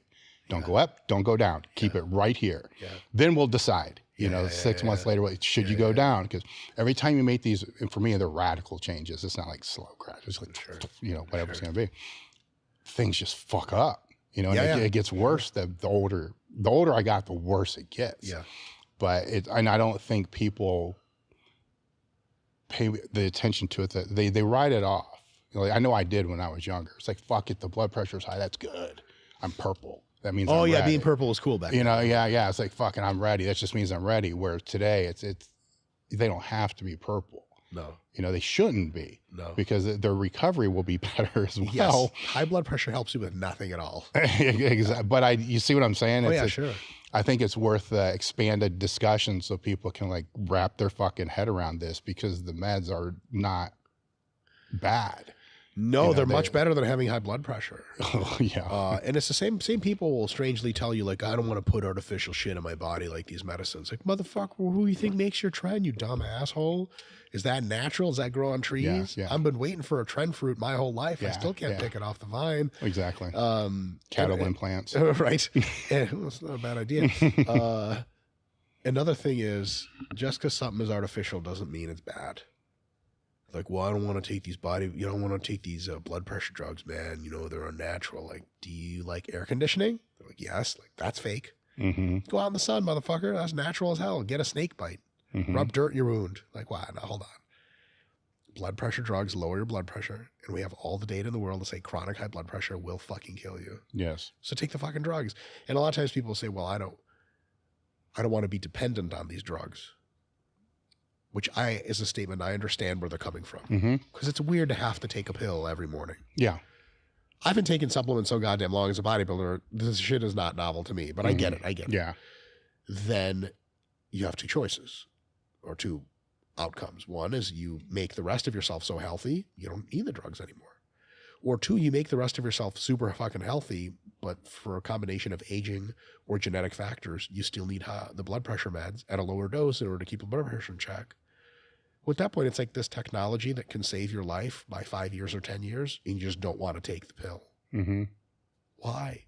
And I think some people think that taking a blood pressure drug or something for their health is an admission of weakness or wrongdoing on their part. I shouldn't need this. Well, shoulda, coulda, woulda, motherfucker. Yeah. It helps. It's a great idea. Yeah, but it's the weird thing to me is it's the same people that are okay with taking 200 milligrams of oral Anadrol. Yeah. That's not natural. Yeah. Everyone knows that's bad for your health. Yeah. There's a glory in it, though. If you can swallow a shitload of Anadrols and still show up to train, you're the fucking man. Nobody pats you on the back for how many blood pressure pills you took that day. Yeah. I remember there's a story. I'll leave the names out of this, but a gentleman was consuming enough D-balls, I believe, that they were starting to come out in his poop as the tablets themselves, unchanged. Oh my God. And the person was like, they called their person who's doing their farm, and they were super scared. And the fear wasn't what you would think, like, oh, is there something wrong with my digestion? Am I dying? I'm not digesting these pills. The fear was, oh no, that drug's not in my body. How do I get it in my body? Like, oh no, I haven't been taking drugs as much as I thought I have, because how long have I not been noticing this in my poop? So there was a conversation, I think, about like washing the tabs off and putting them back down. Oh my God. That's real dedication, Dave. No, I totally get that. Yeah. I can totally see that happening 100%. Without a problem. Now that I'm thinking more about it, I could see that, and is this going to play into the Marek Health thing, I suppose. They don't want to go to their doctor because they think they know their doctor is going to tell them, quit taking the trend. Yes. So they're like, fuck that. I'm not going to go deal with that bullshit. So I'll just live with the high blood pressure. Yes. Where in today's world, there's options. There's options. There's MarekHealth.com. There you go. / Table Talk, whatever it's going to be. But there's options. Yes. And I think that if there's one thing I've been trying to put out since I started this season is, I think a lot of bodybuilders, strength athletes, the one thing that they fail miserably on is they don't find the medical professional until it's needed. Sure. So they really need it. Yes. Beyond needed. Yes. They tear a tricep, they go to the ER, and they end up with whatever ortho's there to do the tricep just tear. some graduate right there the day of. Yeah. Who's on rounds, who the really good ones do all they can to not be on rounds. For sure. Yes. You know, and so they don't take the time to vet out worst case scenario. I'm going to blow my knees out. I'm going to tear this off. Who am I going to contact? Because that way, when they do get wheeled into the ER, my orthopedic is Dr. So-and-so. Yes. You know, my cardiologist is Dr. So-and-so. Yeah. Right. So then they don't get stuck with the intern or whatever you want to call that's in there. Who can make rash decisions. Yes. And that's the same thing with family medical doctor, the same thing with, you know, the hormone stuff. That's oh shit, you know, I think my testosterone's low. I'm going to go to my family doctor. Oh shit, it's 100, what's, you know, 235, and they're not going to give them anything because 200 is the cutoff. Like, you should have thought about this beforehand. There's my, so my wife is actually a sports med doctor. Yeah. And she ran into this, hopefully I'm not naming names, so I don't think this is a violation of medical ethics, but she was in an educational institution for medicine, and she was already a doctor, but, you know, practicing with learning at the same time. And she was in a little mini conference where they talked about how to deal with people who are presenting to the doctor with signs and symptoms of steroid abuse. It's just always called abuse in this case. You know, a steroid addict. If I just get a little bit of Tren, man, I'll be okay. Do you remember wanting to take Tren? I never fucking, God damn it, I hate this stupid shit. So they were kind of looking at how you deal with folks like that, diagnostics and consult and everything. There's this kind of air in the room about, like, the first thing you should tell them and the next 5 things you should tell them is get off these stupid drugs. And there was like an air of kind of nasty comedy in the room where, like, these stupid meatheads, they do this crazy stuff. They're trying to kill themselves. And the onus was always on essentially communicating to the lifter that they got to stop all this crap and lose all this weight and get out. And it was never about, hey, like, you logical person that's into this lifestyle. Yes. Well, let's give you ancillary drugs and diagnostics techniques so that you can continue to do this. What for maybe my personal values isn't what I want to be doing, but for you seems to be your cup of tea. So let's allow you as medical professionals to do this intelligently. Mitigate the damage. That conversation was essentially never had. Interesting. Whereas when she was dealing with literally in the hospital, there were like heroin addicts showing up with like, Dave, shit, did you, like, you know, fucking want to hear about abscesses? Like there's like, Jesus Christ. Actual bugs in people's bodies, and the nerves are so dead they can't tell. Shit, you know, like fuck the Saw or all those movies I've ever seen. Shit like that. Bizarro world apocalypse shit on people's bodies. And it's considered unethical to tell them to stop doing heroin. Oh, that's fucked up. Because it's some combination of obvious / abusive. And if you tell them enough, this is the real world shit. If you tell them enough, every time they come to the hospital, stop fucking doing heroin. The heroin's fucking killing you. They may be averse to come into the hospital and they'll just die on the side of the street. So you want the hospital to be a warm, supportive place where they're not guilt tripped and they're just stabilized. And when they are good enough, they usually just walk out with their hospital band still on and get the next heroin round going and they come back. That's all fucking tragic. But if we're averse to telling heroin addicts, listen, stop fucking doing heroin really harshly. Why the fuck do we tell steroid people, stop fucking doing steroids? They're like, but what about my blood pressure? Can't I just take this drug and then mitigate the risks? No, you fucking drug addict idiot. There's that. Not the whole medical community. Enough of a fraction that real people listening to this podcast will have run into that or will run into that with their own doctors. You know, like a lot of people have doctors who like them finished the medical education in 1965 and they have like a very leave it to beaver view of the world and the United States. And anyone who does any kind of anabolic enhancement, even anyone who lifts weights beyond what your traps look like weird in a business suit, is like the equivalent of like how you would look at someone who had a mohawk in 1982. Derelict, fucking weirdo, tattoos, you're fucking weird. You made all the wrong choices. We need to bring you back into the fold. Stop this training. Stop these crazy drugs. Your testosterone doesn't need to be 600. It can be 2:30 and you can be fine. It's okay if you don't get boners anymore. You're in your 40s. You're not supposed to be having sex with your wife. You're just knitting. I don't even know what the fuck. Yeah. That weird conservative, not politically conservative, like literal conservative morality. And a lot of doctors will impose that on people as they walk in, especially younger people. I've had this a lot with doctors. Well, you know, you're 20 something and they're like, I tell you what, kid, you just need to get off all these crazy drugs and you'll be just fine. I'd be like, motherfucker, I didn't ask you for a moral judgment. Yeah. I'm fine already. What I want is enhanced. What I want is for the steroids to kill me as fast as I've calculated and also for the blood pressure to not kill me. So fucking give me blood pressure drugs. So you have 2 alternatives. 2 main ones. Alternative 1 is it is actually always in your power to do the following to any doctor you're with. You go, excuse me, are you HIPAA compliant here? The answer is always yes.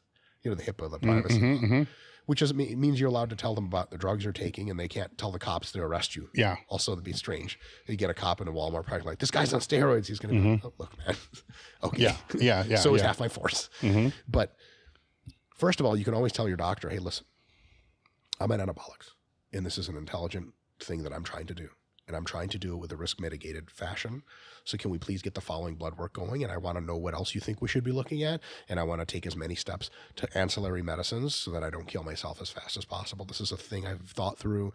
I'm a serious athlete in my sport. I want to do it. I've had that talk with doctors. Half of them are like, respect. You know what you're getting yourself into. I just flash the Ph.D. card every now and again. Yeah. They're like, what's happening is, and I'm like, I can tell you what's happening better than the textbook that you read. I wrote a chapter on that. And they're like, oh shit. And they're like, okay, fine. What tests do you want? And they kind of begrudgingly write them down and then you get the tests.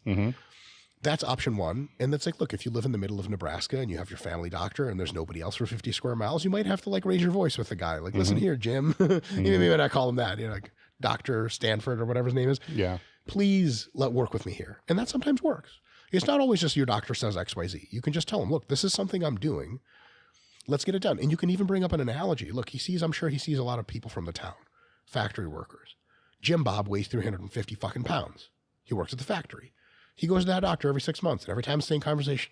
Nah, Jim Bob, you really should get your eating squared away. And he'd be like, I know. And then they stare at each other. He still writes him a prescription for his fucking heart because he's going to fucking die next day if he doesn't do that. Yeah. But he won't write you one because you're a steroid addict fucking weirdo. So if you convince somebody enough, listen, like, I know what I'm getting myself into. And it's important not to be like, steroids don't even hurt you. It's all the other stuff. Like, no, you admit it. They're fucking toxic, but I know what I'm doing.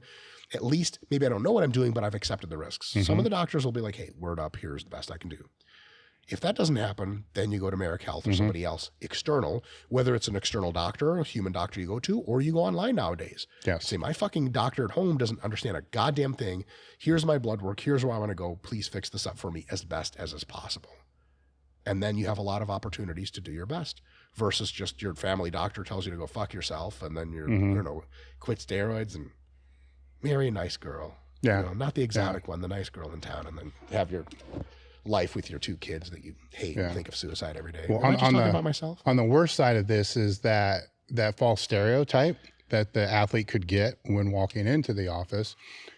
What diagnosis did they miss? Because they just assumed it was that. Oh, absolutely. They don't care. Right? See, that's the scary part to me was, okay, you might have cancer and that's why your side hurts, but they're saying your side hurts because it's the anabolics and you need to go off that. 100%. Yeah. So that's where it's up to the athlete, as you said, to push back a little bit.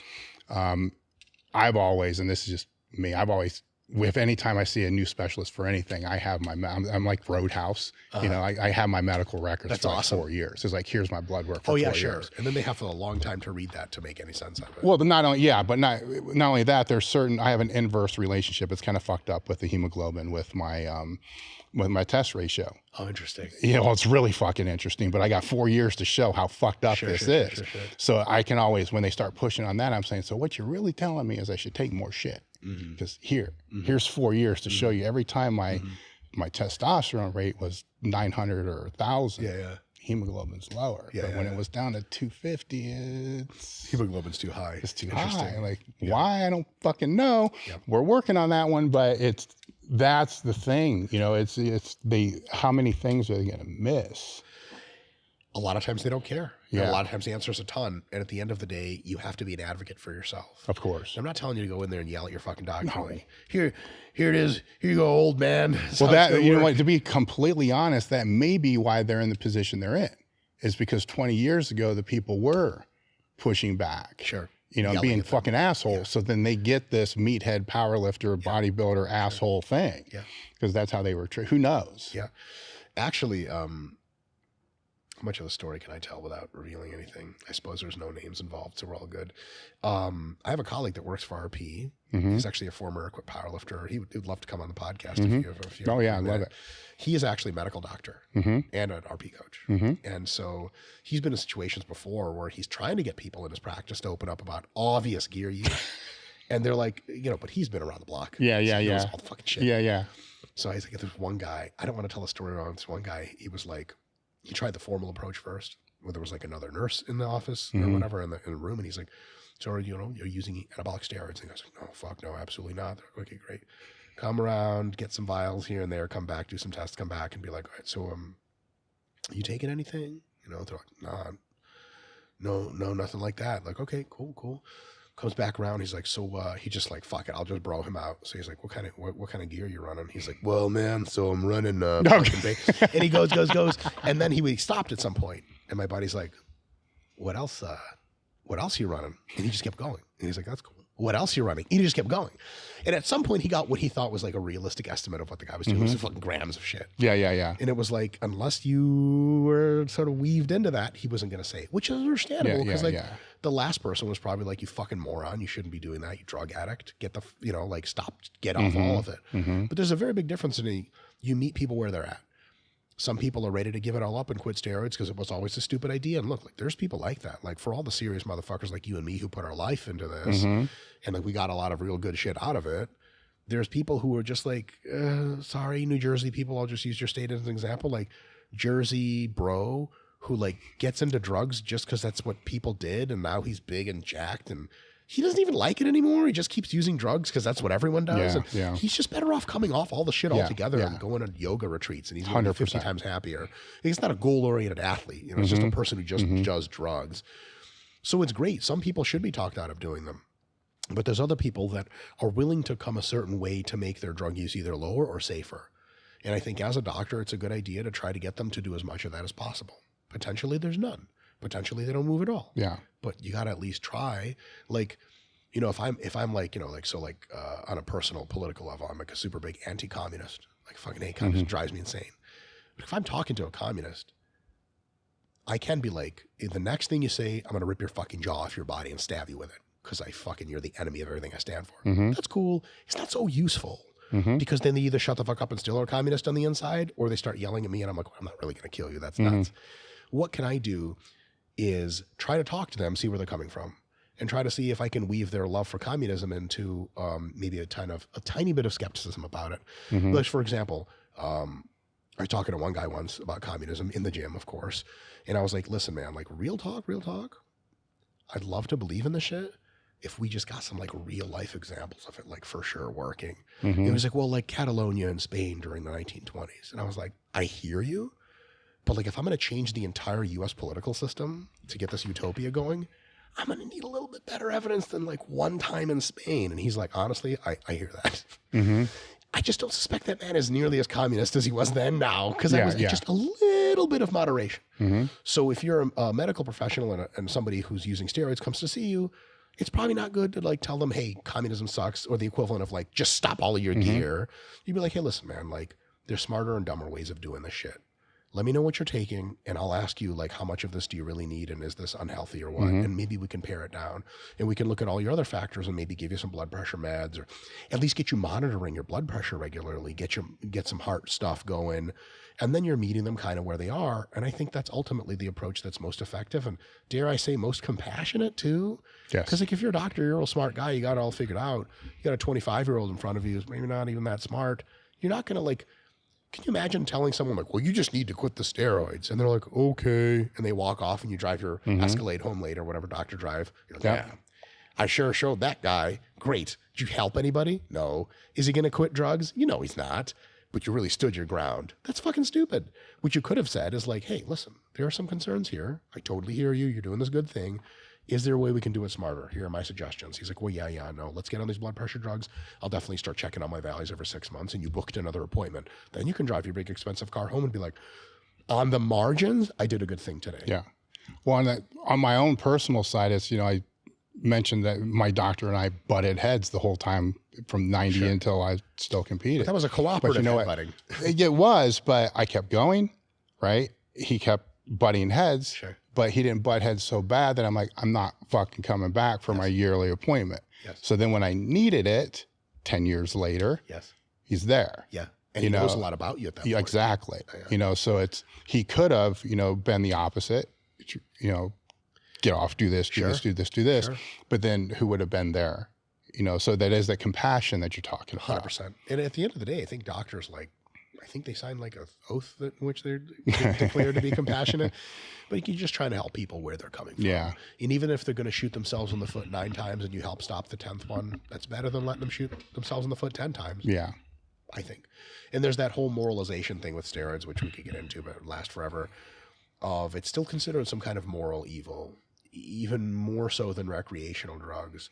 I think we tend to see people who, like, let's say you go down the rabbit hole with meth or heroin, we tend to a lot of times see those people as victims of just addiction. I mean, they just couldn't help themselves, which is maybe some validity to that view. Some not, some yes. But we look at people who use anabolics and we almost see them as like, not we, but too many people see them as like evil, law-breaking, sports cheaters. Baseball used to be a fucking American game, God damn it. Ever since steroids started, you ruined baseball. It's like, that's not a very helpful attitude. And the reality is that most people who use anabolics, they're not trying to cheat shit. They're just trying to get more jacked and strong. I don't even know the last context in which I spoke with someone in which the conversation was anabolics to get an edge. It was mostly just like, I'm in the IFBB and everyone uses. Yeah. I'm just trying to do my best. I guess I just don't deal enough with like tested sport athletes, like, like cyclists and stuff that still get tested. TBH, I don't want to have anything to do with that. Yeah, I've never help people pass a drug test. I never will. I think that's immoral as fuck. Yeah. Like, you want to compete with the big boys? You want to take, you know what I'm saying? Yeah. Put some trend needles into your bike seat. Yeah. I don't know if that will help. Yeah, exactly. It's certainly cool. Could be. I mean, it'd look cool, right? It would look cool, and it'd give you something else to masturbate about, right? That's right. So that's right. and for me, that's enough. Yeah. All right. I think we've been going for about 3 hours now, so this has been friggin' awesome. How can people get a hold of you? How can they find you? Good question. The best place is YouTube now. It's weird to say. I have a channel. It's called OnlyFans. I'm just kidding. Yeah. That'd be pretty sweet. Does anyone ever say OnlyFans is the best place to find me? Not yet. You better guess. Not yet. I thought for sure you would, though. I don't know what I would put on my OnlyFans. Godless things, no less. YouTube, Renaissance Periodization, or just type in Dr. Mike Israetel on YouTube. And like, we've put out like, I don't know, like 1,000 videos, or we put like 4 or 5 videos a week. And it's all like what I like to consider high quality content. No, it's great stuff. Oh, thanks, stop. Thank you so much. But like, we try to like have some fun and try to teach people some shit as well.